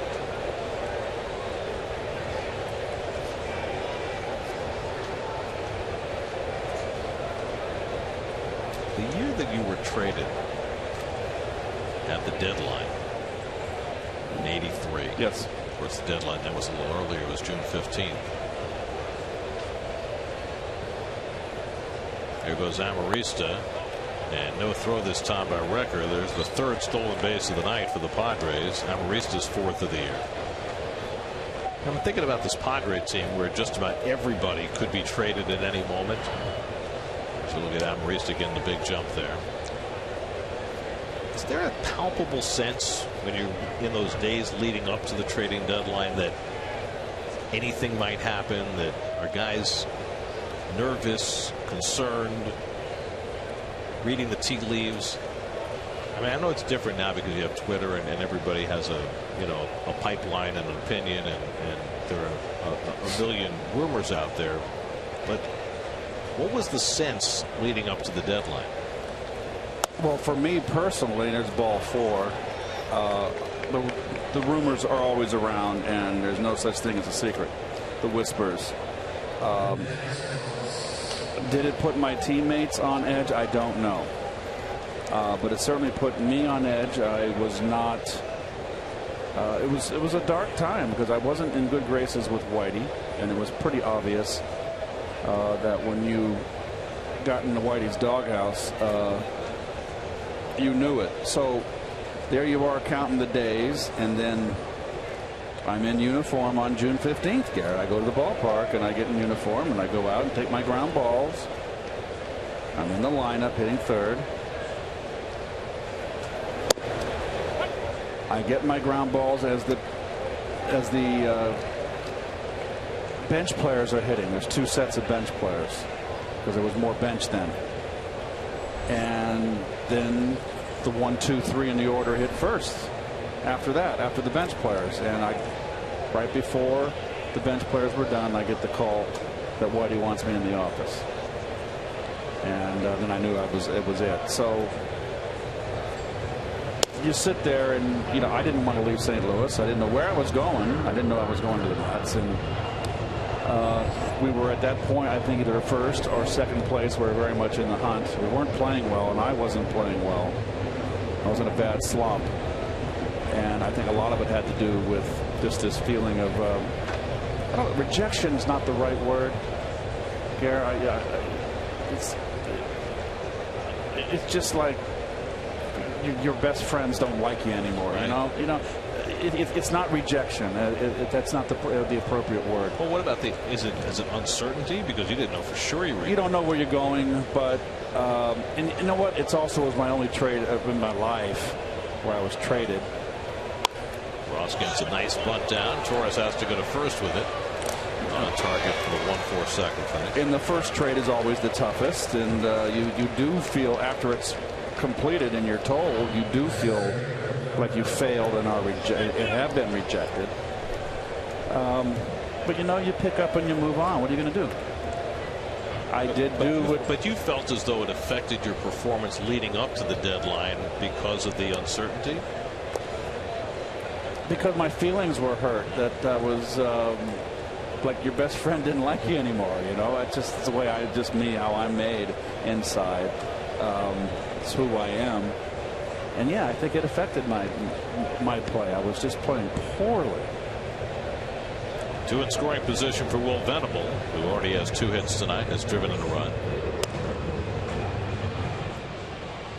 I mean, these days there are so many rumors flying around. I mean, Venable's a perfect example. This guy could be going anywhere in the next 2 days, or he could be staying put.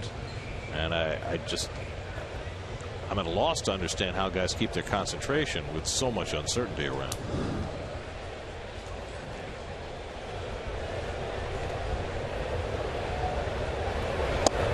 You know, I could never. Well, I could have been, but you know, you play 6 months, and when I got traded to New York, I never dreamed I'd live in New York full time. At that point in my life, had the home, built the home with the family in St. Louis. To me, playing 6 months away from home, then having come home in the winter, it's just, you know, you're kind of like nomadic. So that to me would be difficult. I always marvel at these players that have played for 7, 8 teams. You know, it's more so now than in the old days. I mean, Bobby Bonds at one point was the only guy that played for 6 or 7 teams, and you know what I mean? And he was a great player. That's why Terry Cashman put him in the song. Bobby Bonds can play for everyone. Yep. Maurice at third, Hedges in second, and 2 out. Torres trying to work around a couple of walks in the 5th, just as Tyson Ross did in the last half inning.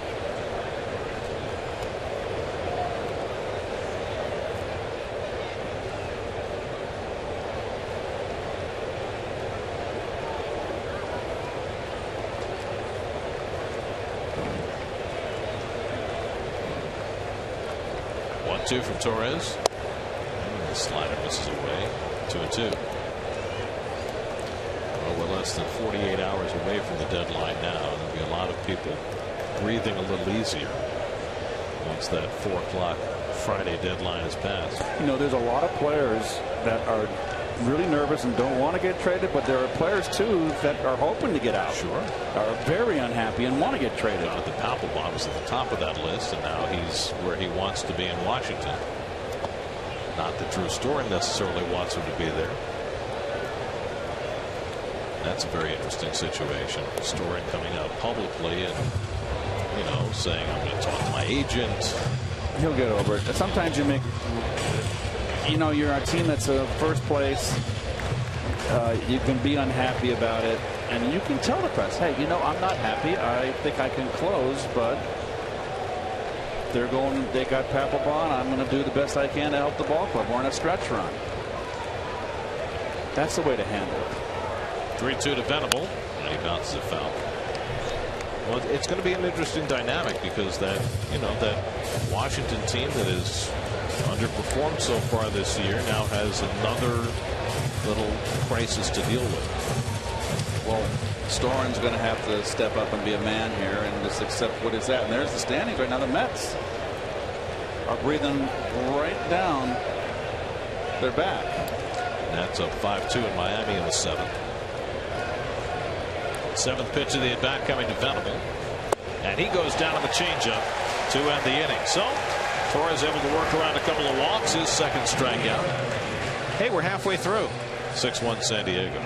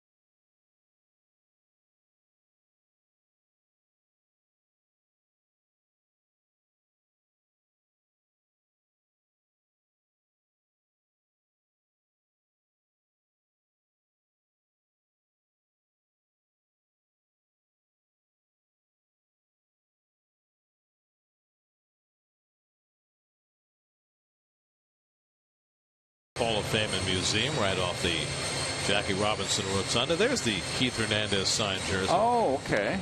That ugly road jersey. I love that picture right there on the left.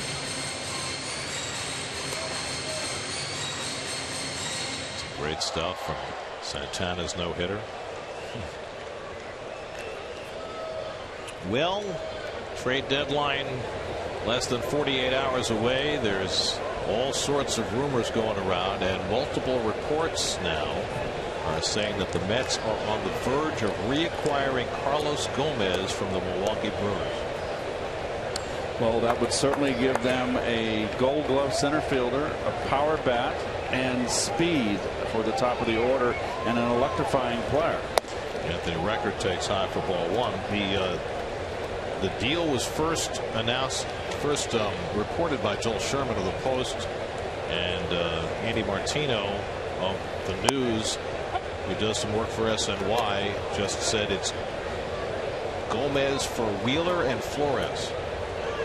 So it's not official. It's pending physicals. Flores is in the lineup right now. We'll see whether anything transpires. But that's what's being reported rather widely now, that Mets are going to reacquire Carlos Gomez from Milwaukee. And Ross falls behind on record 3-0. Juan Lagares is out on deck to bat for Alex Torres. Ross has walked 3, struck out 4, has a 6-1 lead working in the 5th. Amazing in today's game how you would trade for a pitcher that's out all year with Tommy John surgery. That shows how much faith they have in the successful recovery of that surgery. Well, the Mets pretty much said they weren't going to trade any of the 4 young starters who are here, including Steven Matz. Never ruled out dealing Wheeler, though. Record's thrown out by Amarista 1 away. And so if that deal does come to fruition, then is dealing from strength if you're the Mets. And Wheeler is not part of the plan this year, this stretch run. And he wouldn't be part of the plan the first part of next year either. Right. Remember, he had the Tommy John surgery. Exactly. Spring. Flores is still in the dugout, so obviously nothing's been consummated yet. I mean, it takes a while for these things to actually be made official, as we've seen with that Dodger Marlins deal, which has been sitting out there for 24 hours, and Latos and Morris are still in the dugout for Miami tonight. Do we what is contractually Gomez, how much is he? Got another year and a half. A year and a half? It's the rest of this year and next year. Well, he's hitting .262 this year with 8 home runs, 43 RBIs, and he's had injuries. Remember, he got hit in the head here. Right. Got hit by Syndergaard. And it's a guy that's hit 20+ home runs and can steal bases. I think it would be a huge shot in the arm.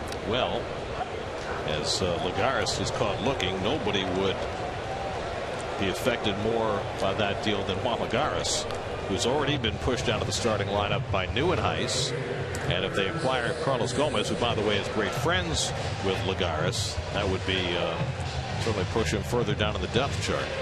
You see the numbers this year on Gomez, but as Keith mentioned, he has had to battle injury problems this year. Of course, Carlos first came up as a Met, and it took him to his 3rd ball club before he was able to really harness his talent. Went to Minnesota in the Johan Santana trade. It's Granderson taking inside, 2-0. And it was the Brewers who basically encouraged him to be himself, be the freewheeling player that he could be. And it was at that point in his career that it really took off. And he's got a 2-time All-Star since. He won a Gold Glove a couple of years ago. So Sandy Alderson, ball 4 to Granderson, has really been patient, withstood lots of pressure from the fan base, from the media.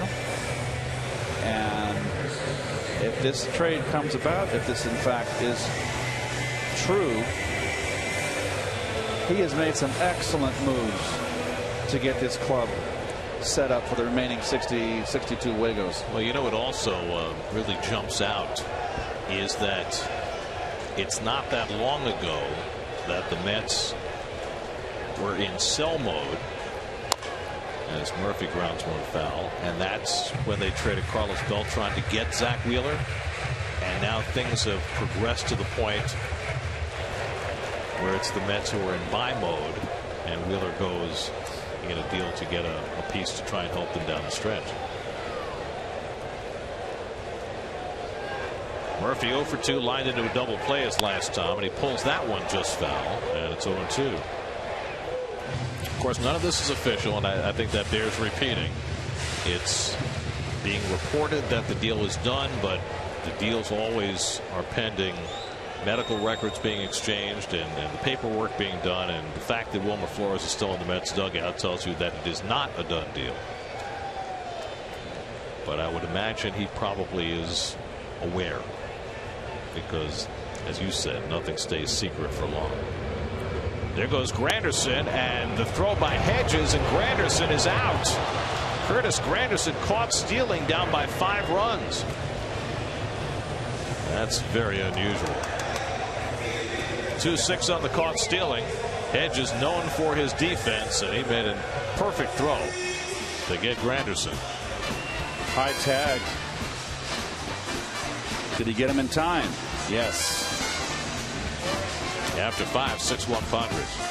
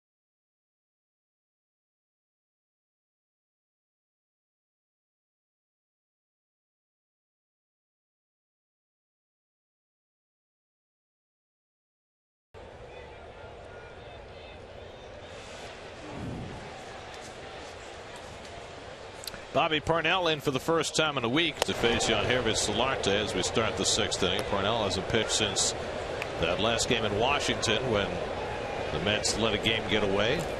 Gave up 3 runs in the 8th inning of that game. And it happened real quick. There were 2 outs, and they got a couple clutch 2-out hits.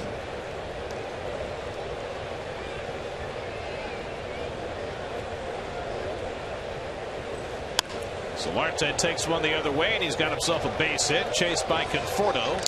Cuts it off deep, and Solarte heads for second in safely with a double. 3rd hit of the night for Yangervis Solarte, and his 20th double of the year.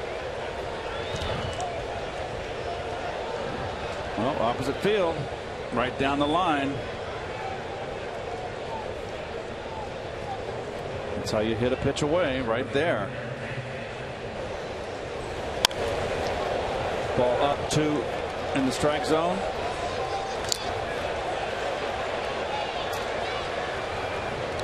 So a leadoff base runner for the Padres, their 11th hit. And now Matt Kemp, who has singled and walked, driven and run, stolen base tonight. So Wilmer Flores is being widely reported to have been traded to Milwaukee, and the word is that teams are reviewing medical records. But he's still in the game for the Mets.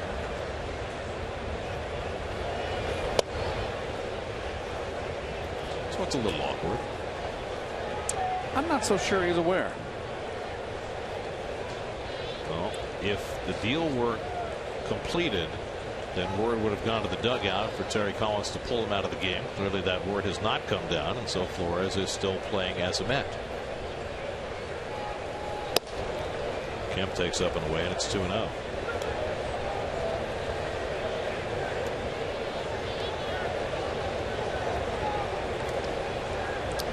Interesting.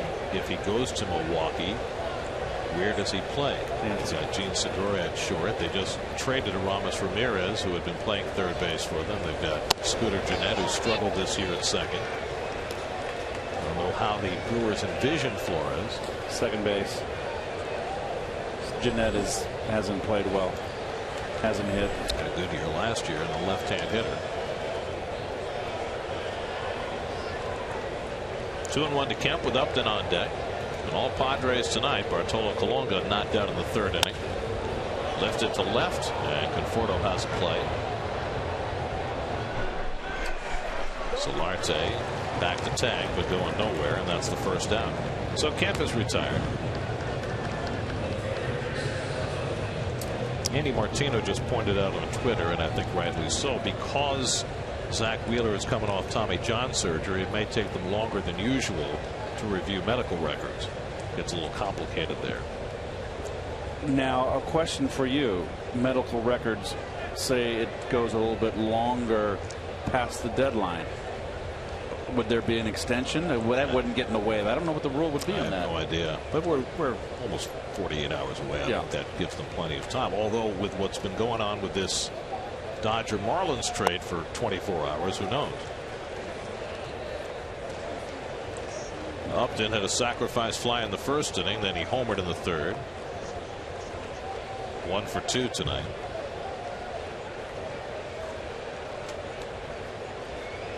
Parnell, the 3rd Met pitcher of the night. Alex Torres went 2 2/3 in relief, didn't allow a hit, walked 3 and struck out 2, and was able to work around those 3 walks.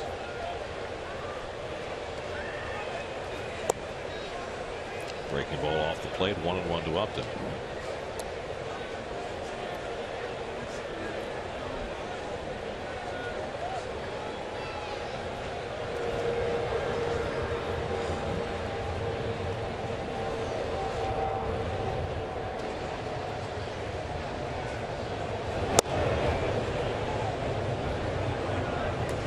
Now David Wright talking to Terry Collins, perhaps bringing the news of what appears to have been a consummated trade, although not official. Maybe just throwing the bull around a little bit.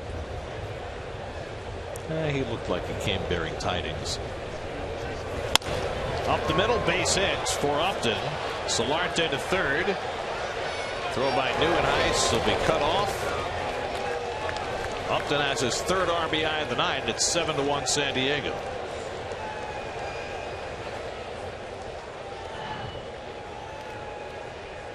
Fastball down the middle, down, out over the plate. Good hitting by Upton.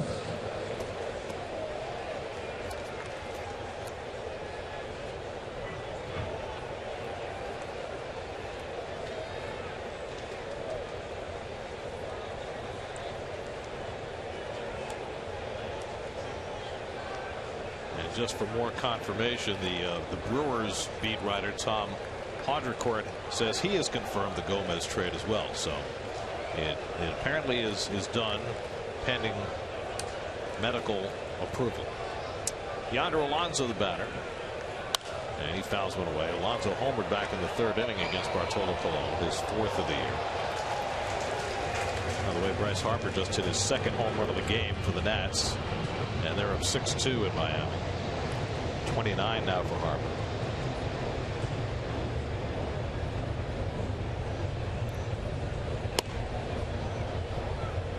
Side to Alonso, 1-1. Now it's just another example of all the uneasiness that prevails during these hours leading up to the trading deadline. And you've got conversation in the dugout now.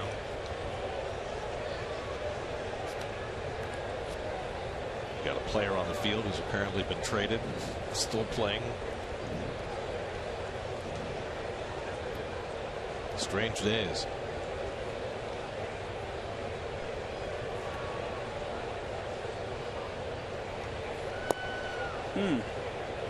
Parnell missing with the curveball, and it's 3-1.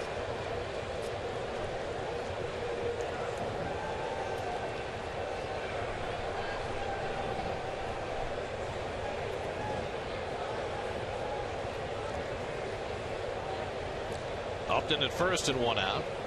And Alonso breaks his back. Parnell turns the double play. 1-6-3 to end the inning. Flores, the future Brewer, right in the middle of it. Nicely turned.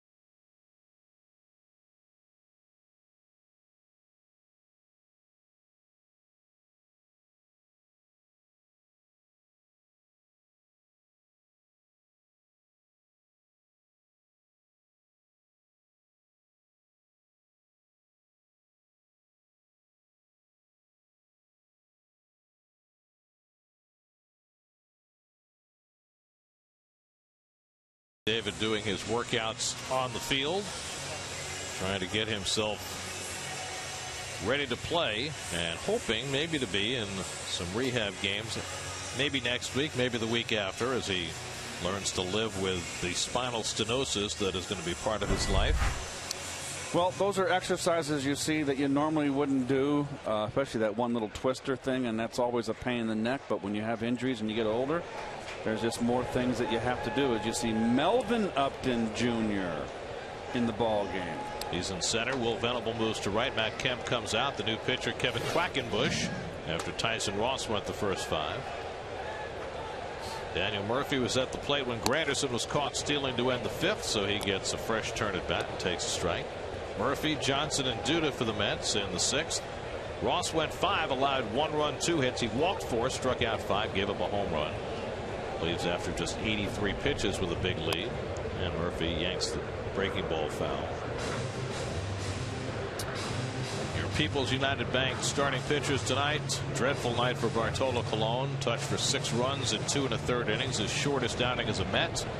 Ross with the 5 innings in line for his 7th win.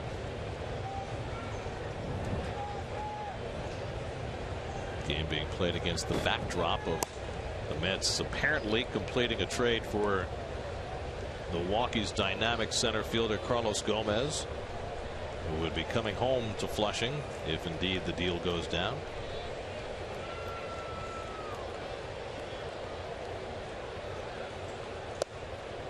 Changeup missing to Murphy, 2-2.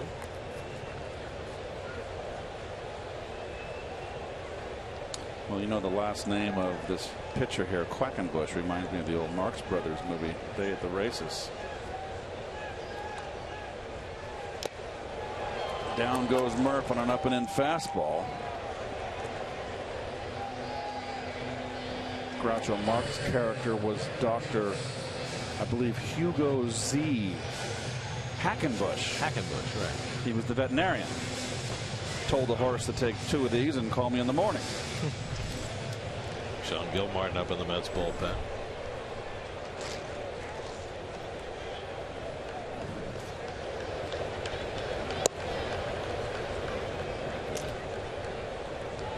That was the one with the sanity clause, right? Yes. Chico with the Tootsie Fruitsy ice cream. There is no such thing as a sanity clause. Kelly Johnson's 0 for 1. He struck out and walked tonight. 26-year-old Kevin Quackenbush out of the University of South Florida, 2nd year with the Padres. Lucas Duda waiting on deck.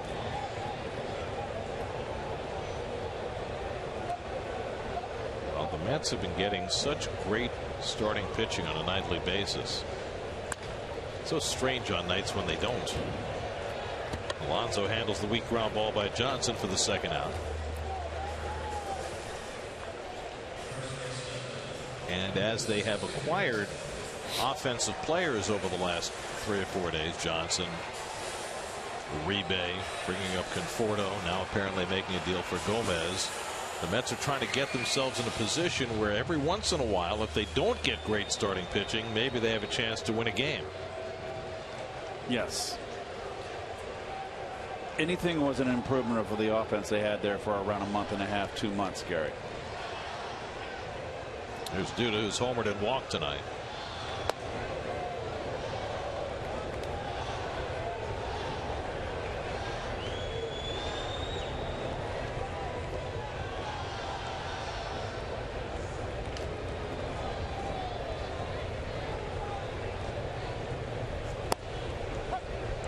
The high fastball for a strike, 1-on-1 to Duda.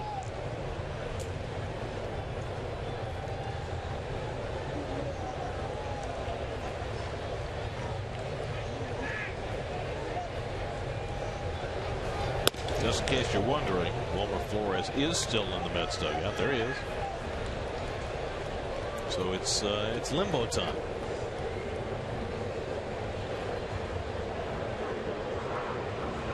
And if he didn't know before, he certainly knows now.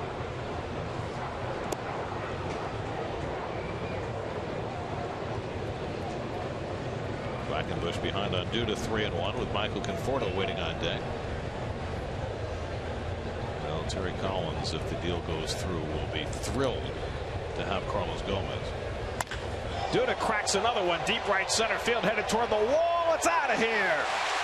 2nd of the night for Lucas Duda, who's getting on a home run tear. 5 home runs in his last 4 games. 2 tonight. It's now 7-2 San Diego. And that, unlike the first one, which was hit a mile high, was a bullet. That was a 2-iron. Good positive signs from Lucas. Right down the pipe, down fastball. That should be a pitch he clobbers, and he does. 4th time this year Lucas has hit 2 in a game. And the 2nd time this week.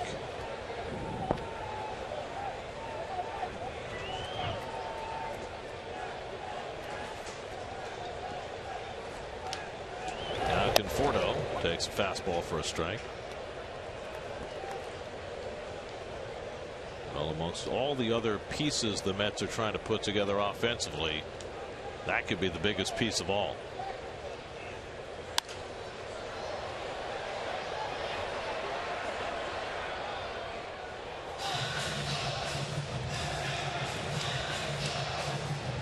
30 home runs last year, 17 now this season, and trying to make up for lost time.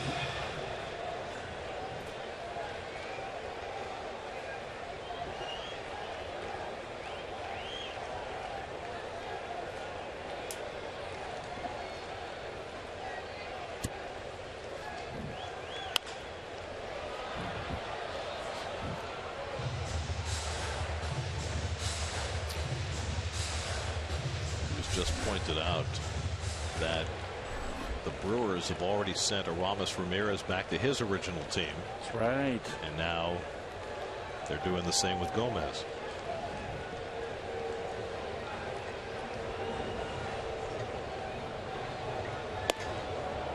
One and two to Conforto. So Flores with the bat in his hand, so they're not taking him out of the game yet. Nope.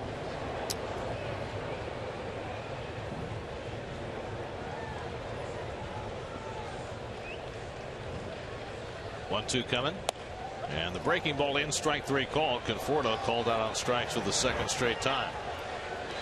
So Quackenbush strikes out 2 in the inning. Duda gets him, but it's a 7-2 Padre lead.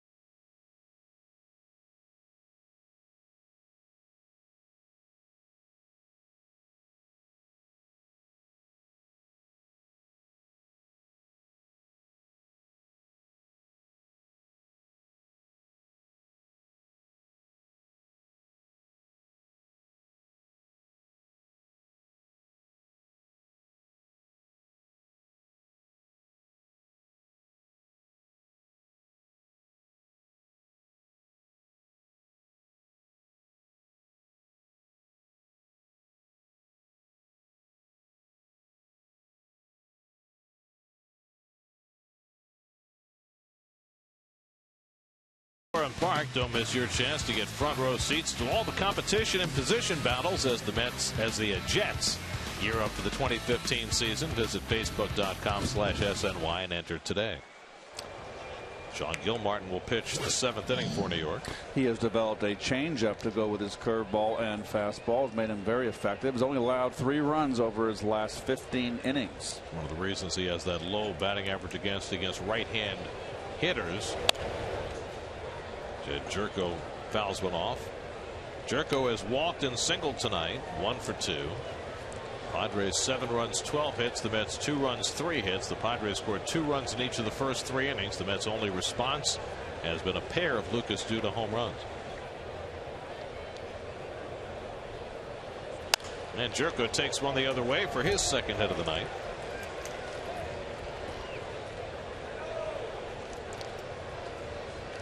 And it's hit number 13 for San Diego. Well, Jerko's been having problems away against right-handers, but not against the lefty there. Set up to go the other way.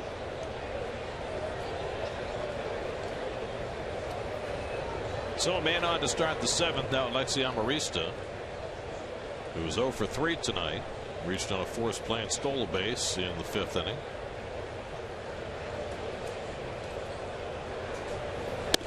Gilmartin comes up and in for ball 1.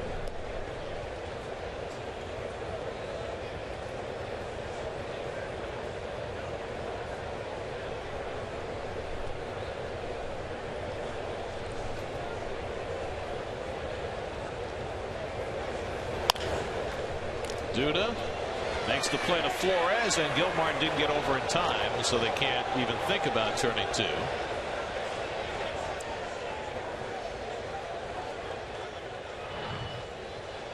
Ball hit hard. Can Lucas get back? See, that's the difference between when you have a left-hand thrower and a right-hand thrower. Let's see about Gilmartin is just getting into the screen. Let's take a look. Well, he's a little stutter there. That did it. Can't hesitate, especially the lefties. Once you hesitate, you're just not going to get there. So 1 out and 1 on. Now Austin Hedges, the number 8 hitter, has been on base 3 times in a row, 2 singles and a walk. And he takes the fastball for a strike. Melvin Upton Jr. is hitting in the number 9 spot in the order. He's on deck. So it's very odd to say that. Melvin Upton? Well, he's been BJ for so many years. The initials BJ in Melvin's name stood for Bossman Jr. because his dad was known as Bossman.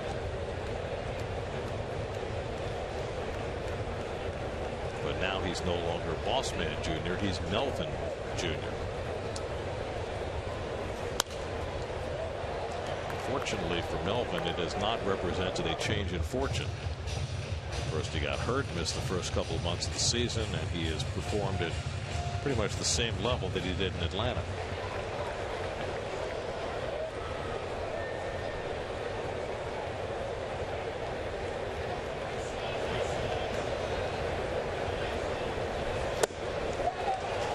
Hedges down on strikes. Gilmartin takes care of the right-hand batter. First time he's been retired tonight. Good change out in front. That's the pitch.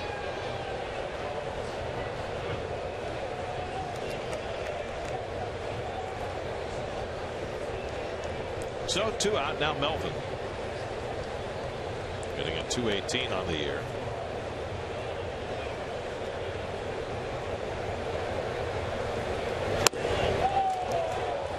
Came into the double switch the last half inning.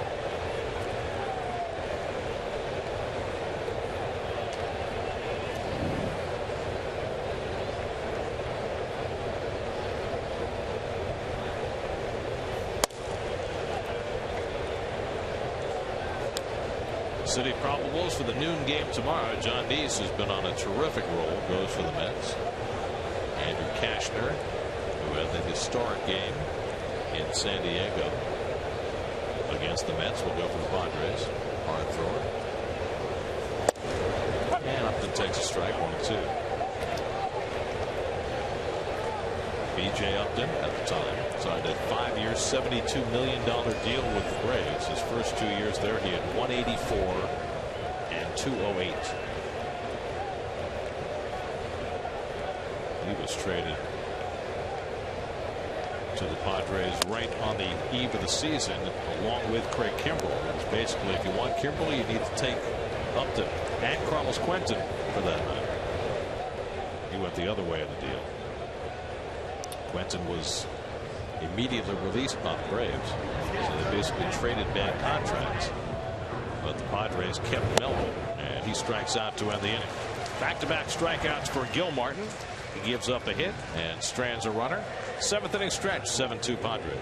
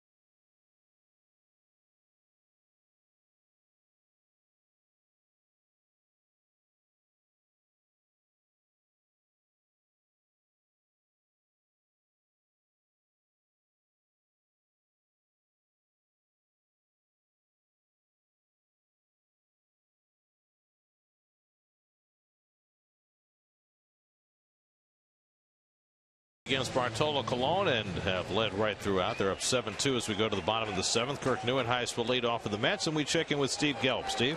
When Kirk Neuenhuis got DFA'd by the Mets earlier this season, he knew that something had to change, and what he ultimately came up with was a whole new batting stance. Originally, when he went to the Angels, he started to look at guys that he liked in terms of their batting stance. Stephen Vogt, a former college teammate, liked his stance. Efren Navarro, a teammate with the LA Angels, he also liked his stance. And the biggest difference that you see now with Neuenhuis is his hands are raised a lot higher than they were before. The benefit, Kirk says, is that he's always been a hitter that relies on his hands. He thinks that frees him up a little bit. When his hands are low, he's more of a body swinger, which isn't comfortable for Neuenhuis. Well, you know what? Positive thinking is more than half the battle. If Kirk feels that that's helpful to him and he feels positive about it, then go for it.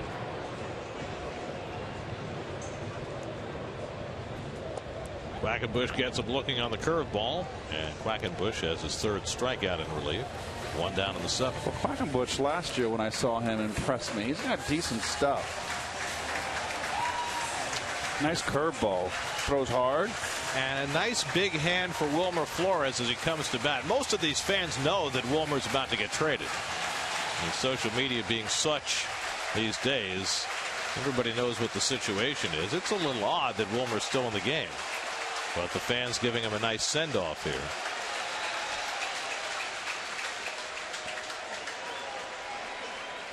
You ever seen anything like this before, Keith? No, I have not. It's like you said, Gary, it's all this social media. And now with all the cameras, I mean, the television's around the ballparks. They're listening to our broadcast, too, people that are here. I'm surprised just from this standpoint that Flores is still in the game.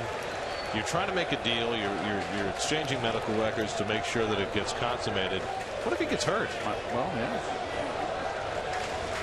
It could blow the whole deal. That's away, and it's 3-0. But that's not his decision. That's the front office's decision. If they wanted him out of the game, he'd be out of the game. Quackenbush behind 3-0. And there's a strike. Very interesting. Wilmer in that first pitch was up there taking. Wilmer never takes. So maybe he's aware and feels probably your first trade you feel down. Well, one of the reasons why it hasn't quite worked out for Flores is here he is 340 at bats into his season. He's only drawn 13 walks. And that's something he's going to have to work on as his career goes forward, whether it's here, Milwaukee, or wherever that is.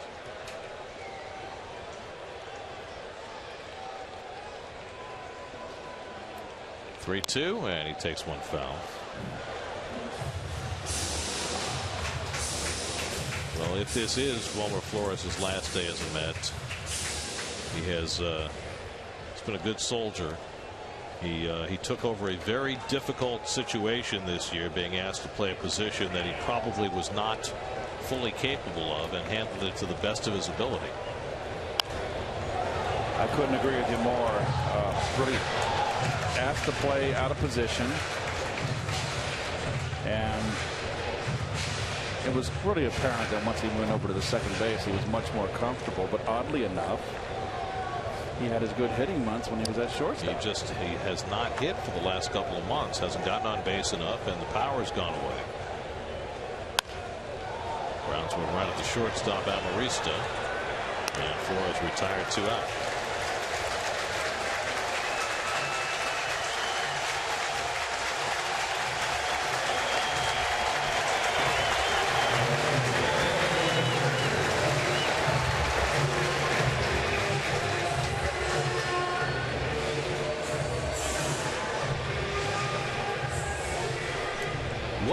Possibly could be going through his mind. I mean, he's got to understand the absurdity of this situation. I don't think he's thinking of it in terms of that. We're sitting here removed.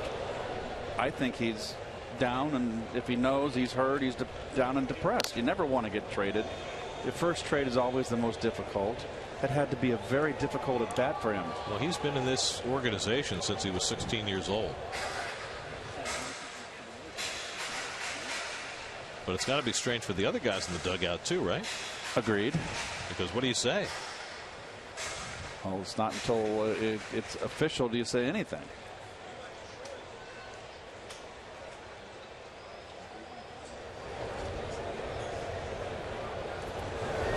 Record lays off the high fastball, and it's 1-1. Juan Uribe has come out on deck. He'll pinch hit if Record keeps the inning going.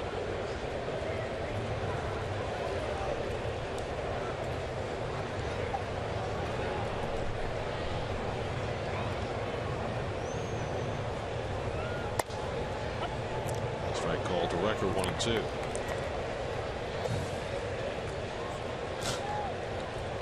Meanwhile, the Brewers, after playing this afternoon, are in the air right now.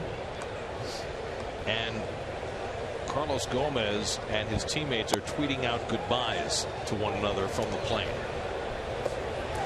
This is bizarre. Well, it's a brand new world with all the computers and cell phones.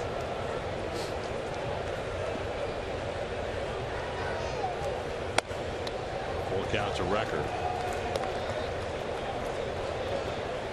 I mean, I've got this picture in front of me with Gomez and Francisco Rodriguez and Gene Segura and Martin Maldonado.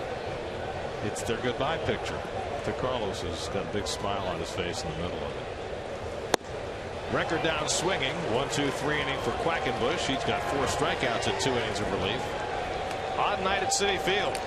We go to the 8th. 7-2 Padres.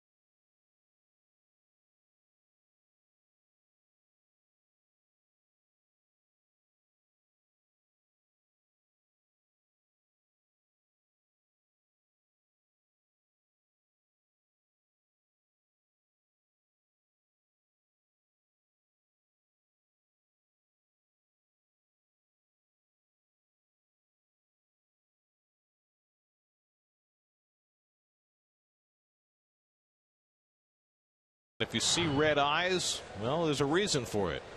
Wilmer had gone down the tunnel after his last turn at bat and clearly has been shedding some tears in this bizarre situation where he's been traded and yet he's still playing for the Mets. Well,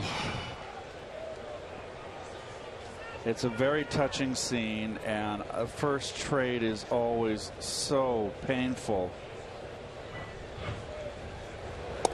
But my question is, why are the Mets not taking him out of the game?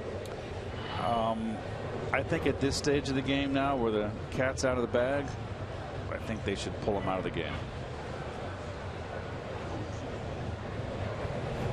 Well, Venable takes a breaking ball for a strike. I understand things are different now because, you know, word of trades get out in an expeditious fashion with Twitter and even before deals are officially consummated. But this is a strange situation. You've got a player who's been in your organization for 7 years, who you valued, who you are trading clearly to bring back an important asset,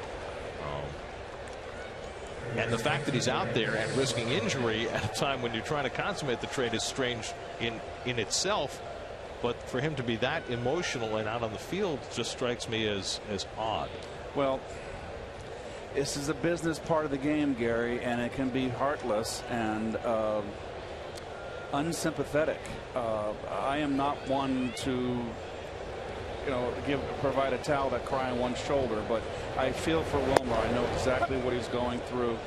I didn't have to be out in the field playing. I was told before a game, and But that's the point. I mean, what is to be gained by leaving him on the field at this point? There's nothing to be gained, and they should put someone out there. Line past the glove of Murphy and down the line. Another hit for Solarte, his 4th hit of the night. So Yangervis Solarte, the former Yankee, having himself a big night. 2 singles and now 2 doubles. No chance for Murph here.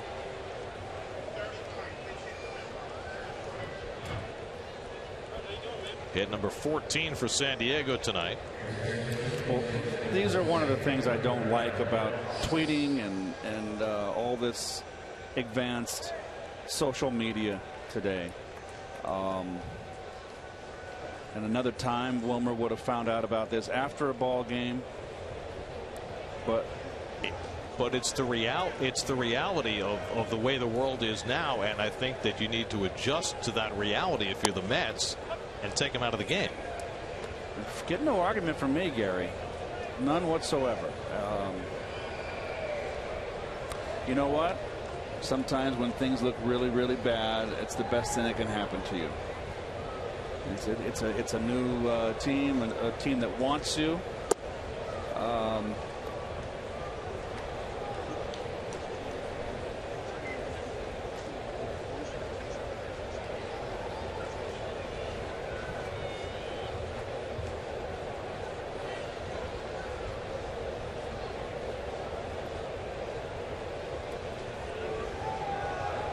Brett Wallace, the pinch hitter for San Diego. And he fouls off the breaking ball.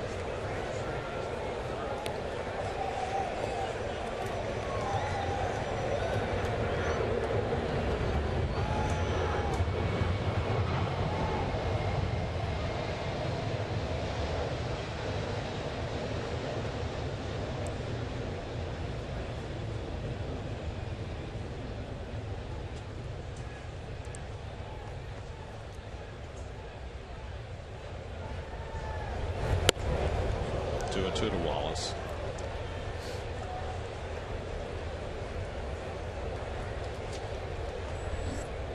Justin Upton waiting on deck.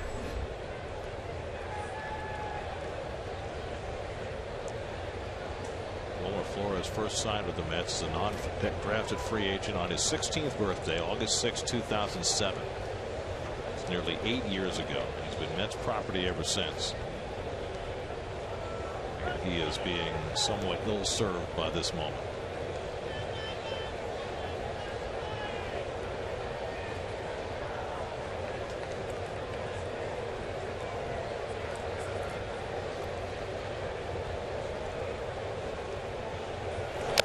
Wallace foul tips it for strike 3, so Gil Martin has his 4th strikeout in relief. 2 out in the inning. High fastball up, beats him.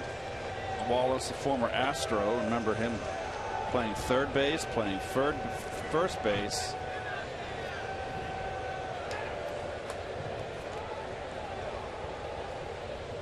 So 2 out of the inning now. Justin Upton, who's driven in 3 runs tonight with a sacrifice fly, a home run, and a single.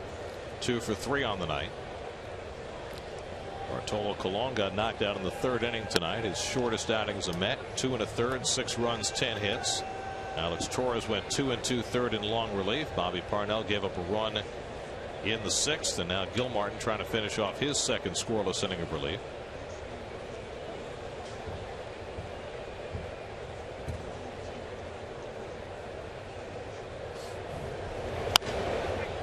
One and one to Upton.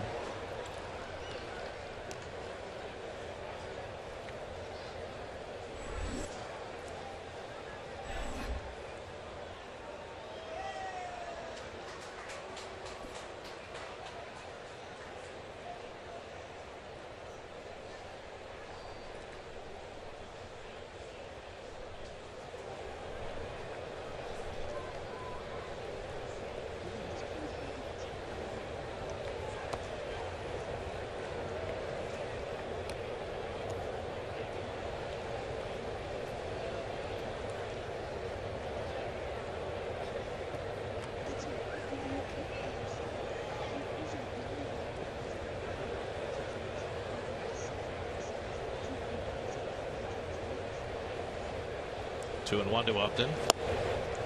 Goes after the changeup. 2-2. He went down on one knee on that one, looking for something to drive out of the ballpark and didn't get it.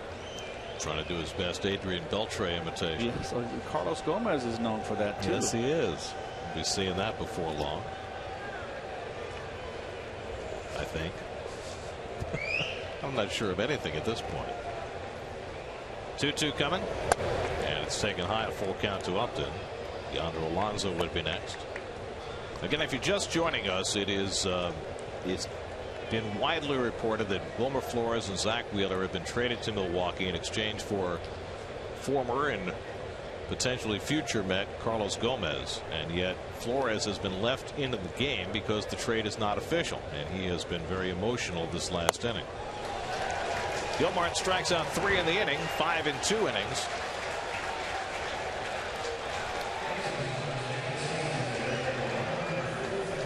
And a difficult night in the life of young Wilmer Flores.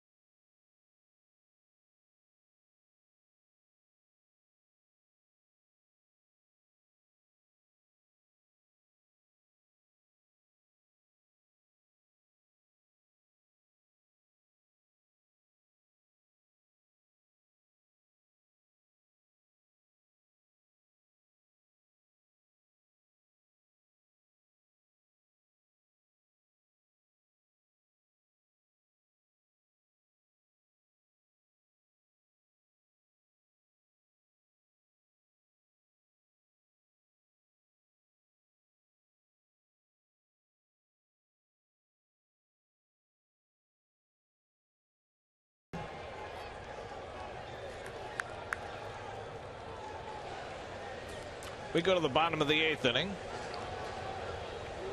Abraham Almonte comes in to play left field. Justin Upton out of the game, and the former Met Dale Thayer will pitch the bottom of the 8th for San Diego. Eric Campbell to pinch hit, and he takes a fastball for a strike. Campbell has seen his playing time disappear since the acquisition of Juan Uribe and Kelly Johnson over the weekend. And he fouls one away, 0-2. Let's look at your Mets box score, brought to you by Wise. Lucas Duda, 2 home runs. He's hit 5 in the last 4 games, but not much else going on for the Mets, who've had only 1 other hit, an infield single by Wilmer Flores back in the 2nd inning. Campbell, Granderson, and Murphy for the Mets in the 8th. Mets have been down since their first turn at bat. Padres scored 2 in each of the first 3 innings against Bartolo Colon, knocked him out. And the Mets have been unable to generate a response. Their best chance came in the 4th inning when they got the first 2 men on walks by Tyson Ross, but he was able to work through it. Ross came out after 5 innings.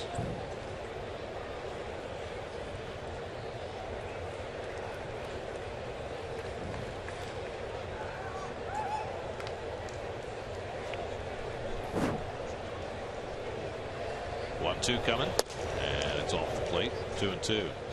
New York Mets baseball on SNY is brought to you by Wise Snacks. Wise and the Mets have teamed up to give fans a chance to win amazing prizes like free Wise Snacks, Mets experiences, and more. Play now at windupandwin.com.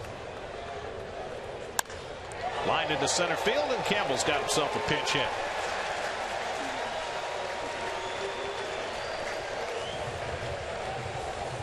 So the Mets have the leadoff man on. Let's go to C.J. Papa in the studio for another game break brought to you by Ford.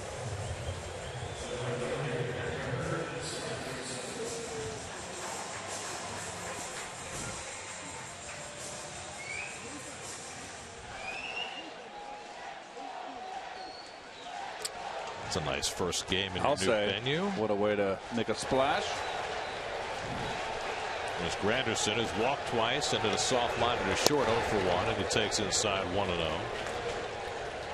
Well, home runs by leadoff hitters this year. Jock Peterson has just been taken out of the leadoff spot for the Dodgers, #1 on the list, and Granderson could be taken out of the leadoff spot as early as tomorrow if the Mets get Carlos Gomez. That's all presented by DraftKings. Play daily fantasy baseball for free on DraftKings.com. Enter promo code NYM for free entry.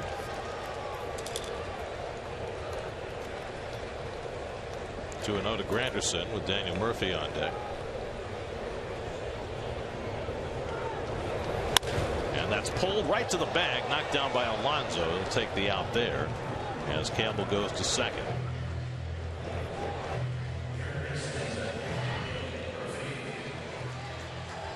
Nice play by, whoa, at least he knocked it down. That was double written all over. It could have been a double play.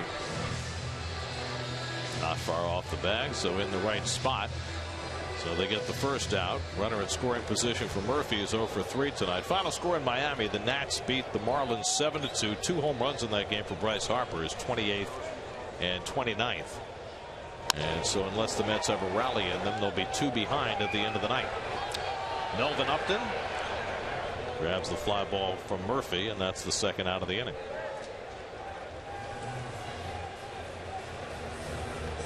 Well, we find out lots of things via Twitter, including Ken Rosenthal's report that no deal is done, and that's why Flores is still in the game. Problem is, Flores certainly believes a deal is done.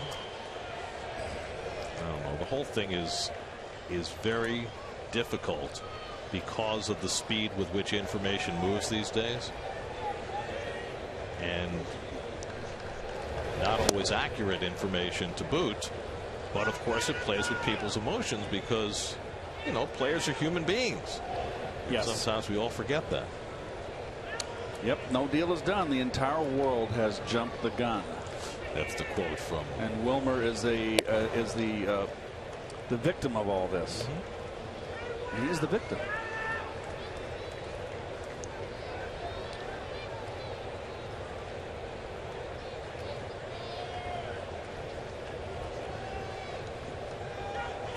One to Kelly Johnson, and he goes after the changeup from Thayer, and it's 1-2. Remember when Dale Thayer came to the Mets and he threw nothing but fastball? Yes.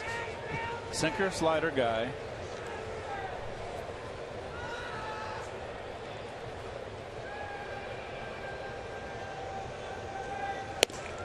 And Johnson takes a big rip, and he's down on strikes to end the inning. A hit and 1 left. We head to the 9th at Citi Field with the Padres up 7-2.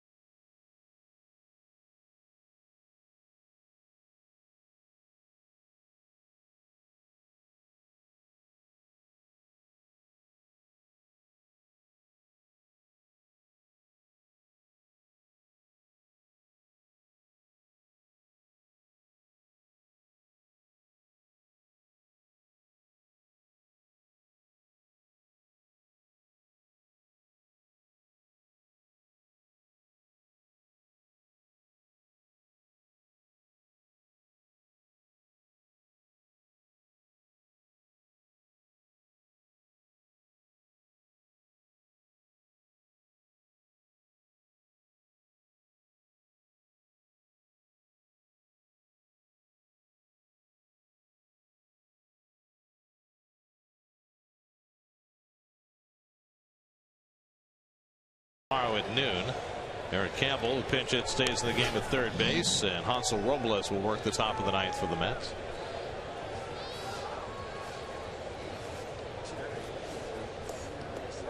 Robles last pitched against the Dodgers last Friday night. Went 2 innings, allowed 1 run, 1 hit, a home run by Jimmy Rollins. Yonder Alonso leads off in the 9th inning for San Diego. Alonso 1 for 4. He homered back in the 3rd inning.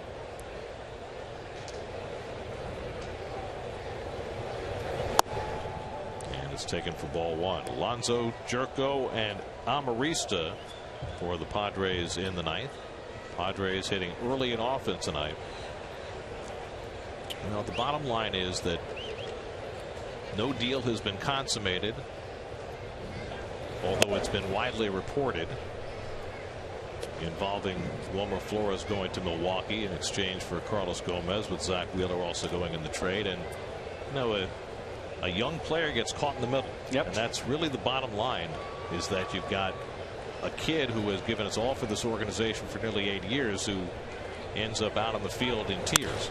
Driven to right center field, and that's a base hit for Alonso going into the gap. And with the shin guard flying off his leg as he runs, Alonso winds up at second base with his 2nd extra base hit of the night. Well, this one flap off. 15th hit for the Pods, who have been struggling offensively. Up the gap. And we'll see how long this protector, the shin protector, lasts. There it goes. It's like the first stage of a rocket. That's exactly what I was thinking. The booster is falling off into the sea.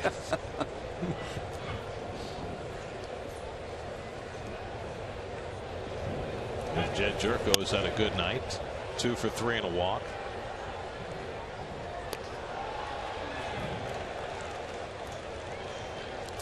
Well, Yonder Alonso's on a special list among active players. Best career averages against the Mets. Brought to you by Coors Light. Those are cold hard facts. Jerko has to vacate, a ball and a strike.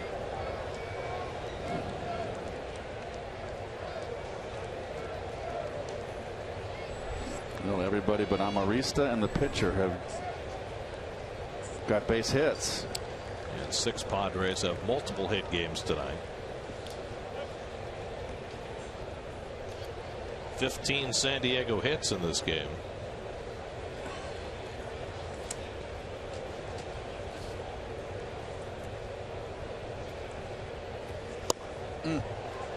Slider by Robles, 1-2. Get to Citi Field this Saturday to see the Mets take on the Nationals. Fireworks night. That means after the game, all fans in attendance will be treated to a fireworks show. Purchase tickets for fireworks night at Mets.com/fireworks. And they say the fireworks will be fantastic. Fantastic fireworks. When's a Saturday? Saturday night.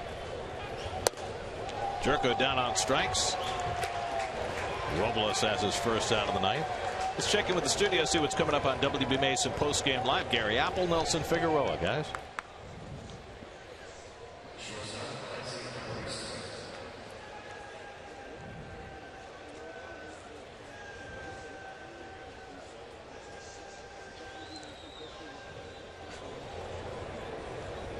Here's Alexi Amarista, who's 0 for 4 tonight. 0 for 14 now.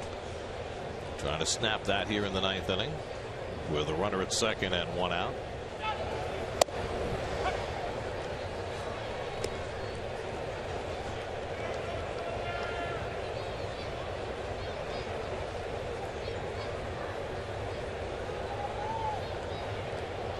Hansel Robles pitching for the first time in 5 days.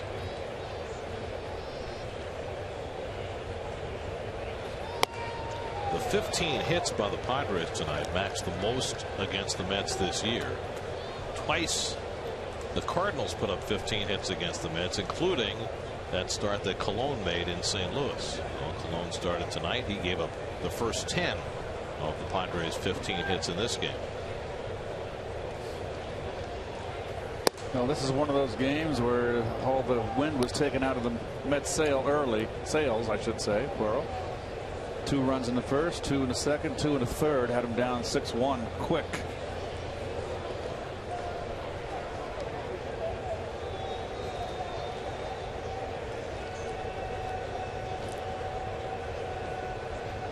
One-two coming. Amarista fouls it off. Final game of this series tomorrow. It'll be a noontime start. That means our coverage begins at 11:30 a.m. Get up early. John Neese, who's been red hot, goes up against Andrew Kashner tomorrow afternoon. You and Ronnie have that one.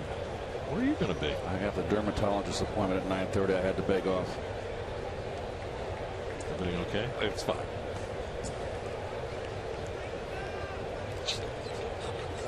Just checking. I'm fine. Struck him out. Robles with back-to-back strikeouts gets Amarista for the second out.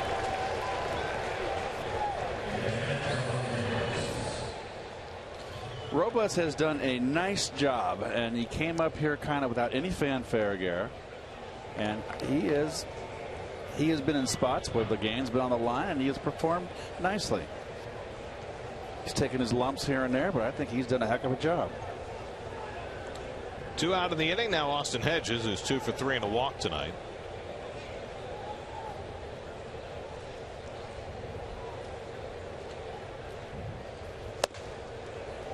Robles throwing hard.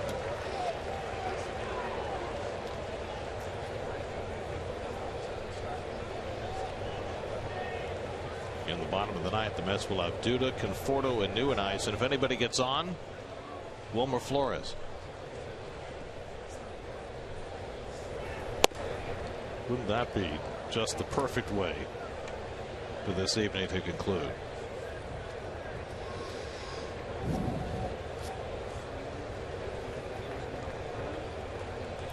What an emotional night for that young man.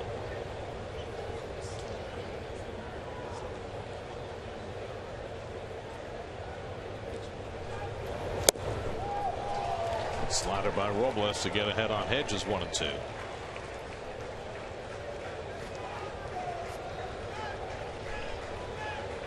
Well, also in the not quite done but getting close department, multiple sources saying Cole Hamels is headed to Texas. Wow.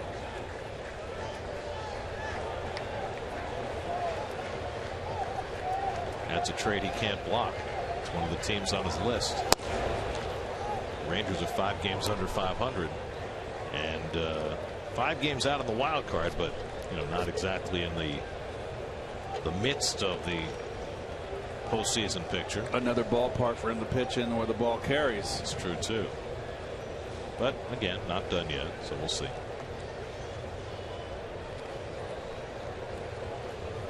2-2 coming. Struck him out. 3 strikeouts in a row for Hansel Robles. An impressive performance by Robles after the leadoff double. Now Duda looking for a 3rd home run on the night. Leads off the bottom of the ninth.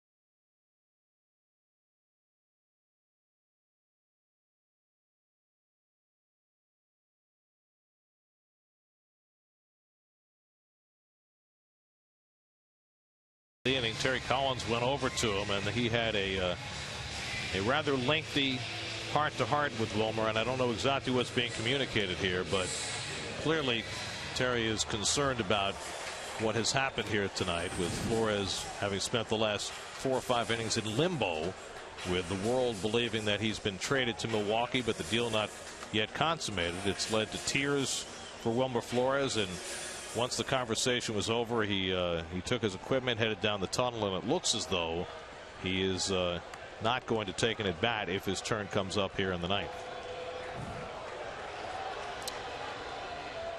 So it appears the Mets career of Wilmer Flores, at least for the moment, has come to an end.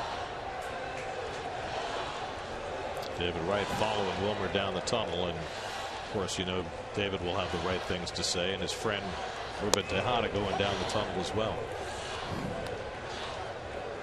Meanwhile, Lucas Duda has a chance for a 3rd home run. He's in a pair tonight. He's hit 5 in the last 4 games. He's facing Marcus Mateo in the last of the 9th, and he fouls off the fastball, and it's 1-1. 1-2, checking. You see Mateo's numbers on the year. Another guy with his hat tilted to the side. See a lot of that. Very jaunty. Duda cracks one deep right field, hit it toward the seats, and it's out of here. Lucas Duda with his 3rd home run of the night. Well, it took 54 years for a Met to hit 3 home runs in a home game. Kirk Neuenhuis did it a couple of weeks ago, and now he's got company. Duda joins them with a 3 home run night at Citi Field. Wow.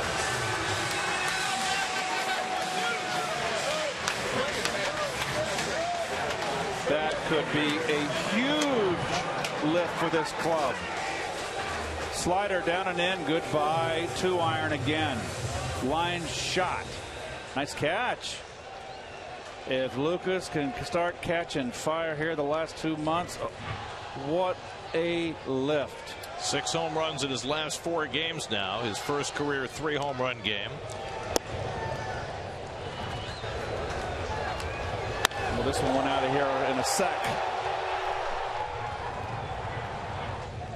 He has been mashing, hasn't he? So 17 days ago, for the first time in Mets history, Kirk Neuenhuis hit 3 home runs in a home game, and now Duda does it. Amazing. Just never know in this game, right? It's like a heat map. Like how many years for a no-hitter on a pitching-rich organization?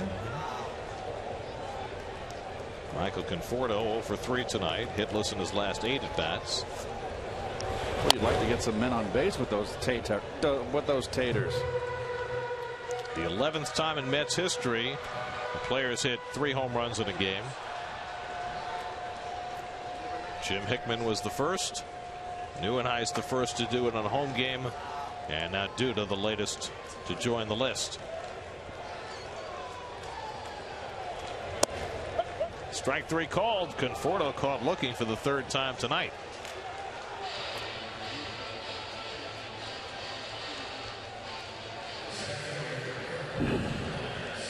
Your view from the Pepsi porch. Yes. Incoming tonight from Lucas Duda. Didn't quite make it to the Pepsi porch because it wasn't hit high enough. The first one he hit tonight was hit as high as Dave Kingman used to hit them. Right. The last 2 have been bullets. Ropes. Neuenhuis takes a strike. Well, Ruben Tejada has come out on deck to bat for Wilmer Flores.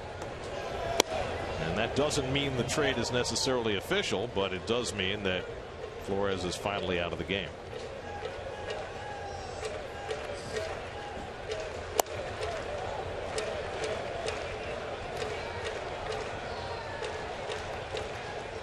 And as we expected, we're getting reports now that the holdup on the trade is about Zach Wheeler and his medical records, and that makes sense. Yes. Just had Tommy John surgery 3 months ago. So the Brewers want to make sure exactly what they're getting with Wheeler, if indeed the trade's going to go through. And Neuenhuis trying to skip out of the way, but he was hit by the pitch. And so he'll be aboard, and so the Mets get themselves a base runner with 1 out of the 9th, down by 4 runs. And now Tejada will bat for Flores. Ruben was getting his first night off since late June. You see that ball bouncing and hitting Neuenhuis on the foot. Ruben had a double in 4 trips last night. He's been a hot hitter in the month of July.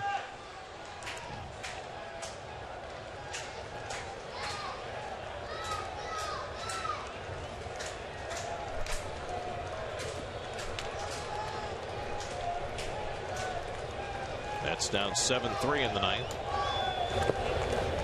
And Mateo having trouble. Ball 1. 4-run lead.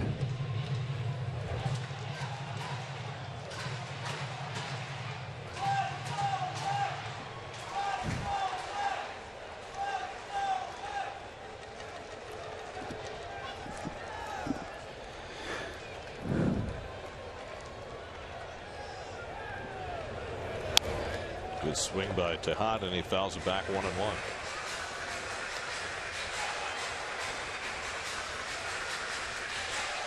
What a strange night this is.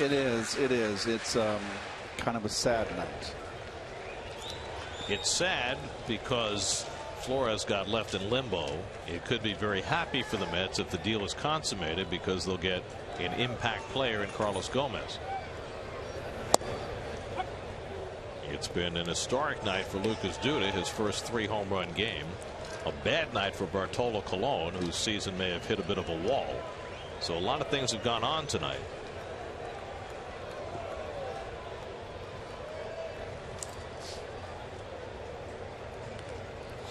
And Tejada trying to keep the Mets going. And Ruben lays off the slider, and it's 2-2. This guy can't get a slider over if he meant his life. He's just a hard thrower.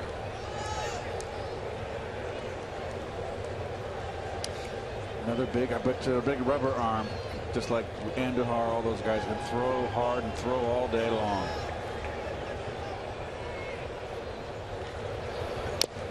By the way, just to compare notes with what has happened here tonight, the 2 players who allegedly were traded last night from the Marlins, Matt Latos and Michael Morse, still haven't been traded. They were in Marlins uniforms all night tonight, and they just left the ballpark in Miami with their bags packed, but not officially traded. So Flores is not the only one who has been left hanging. 2-2 coming, and Tejada able to waste that away. Coming up tonight, Geico Sports Night after the postgame show. Chris Carlin will have all the latest, and he has not been traded for sausage. That's official. Chris Carlin not traded for sausage. Was he put him in the sausage race?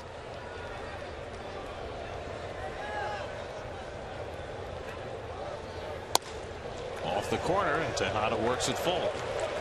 Sunday, will Geno Smith keep his starting quarterback job? And will the defense be able to overcome the suspension of their Pro Bowl linemen? The crew weighs in on all the questions surrounding Jets training camp with the latest straight from Florham Park on Jets Nation Inside Camp, Sunday at 7, only on SNY. 3-2 to Tejada with Neuenhuis at first and 1 out.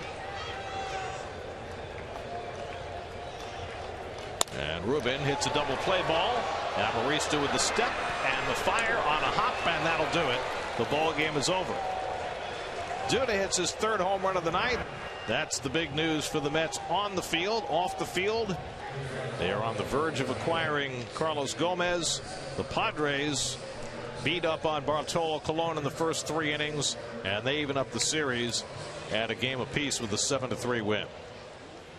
Well, big day for Duda, but a big day for the Pods. 15 hits they pounded out there today. Put this game away early, 2-0. But again, Duda's the story for the Mets. 3 home runs. Unfortunately for him, it could have been a bigger night if he had men on base. They were all solo shots. Nets had only 5 hits tonight. 3 of them were due to home runs, but the Padres had plenty of answers against Colon, who got knocked out after 2 1/3, his shortest outings of Met, and he loses his 6th straight decision to fall to 9-10 on the season as San Diego wins it 7-3. Padres win tonight. Rubber game of the series tomorrow. We'll come back with more from Flushing in a moment.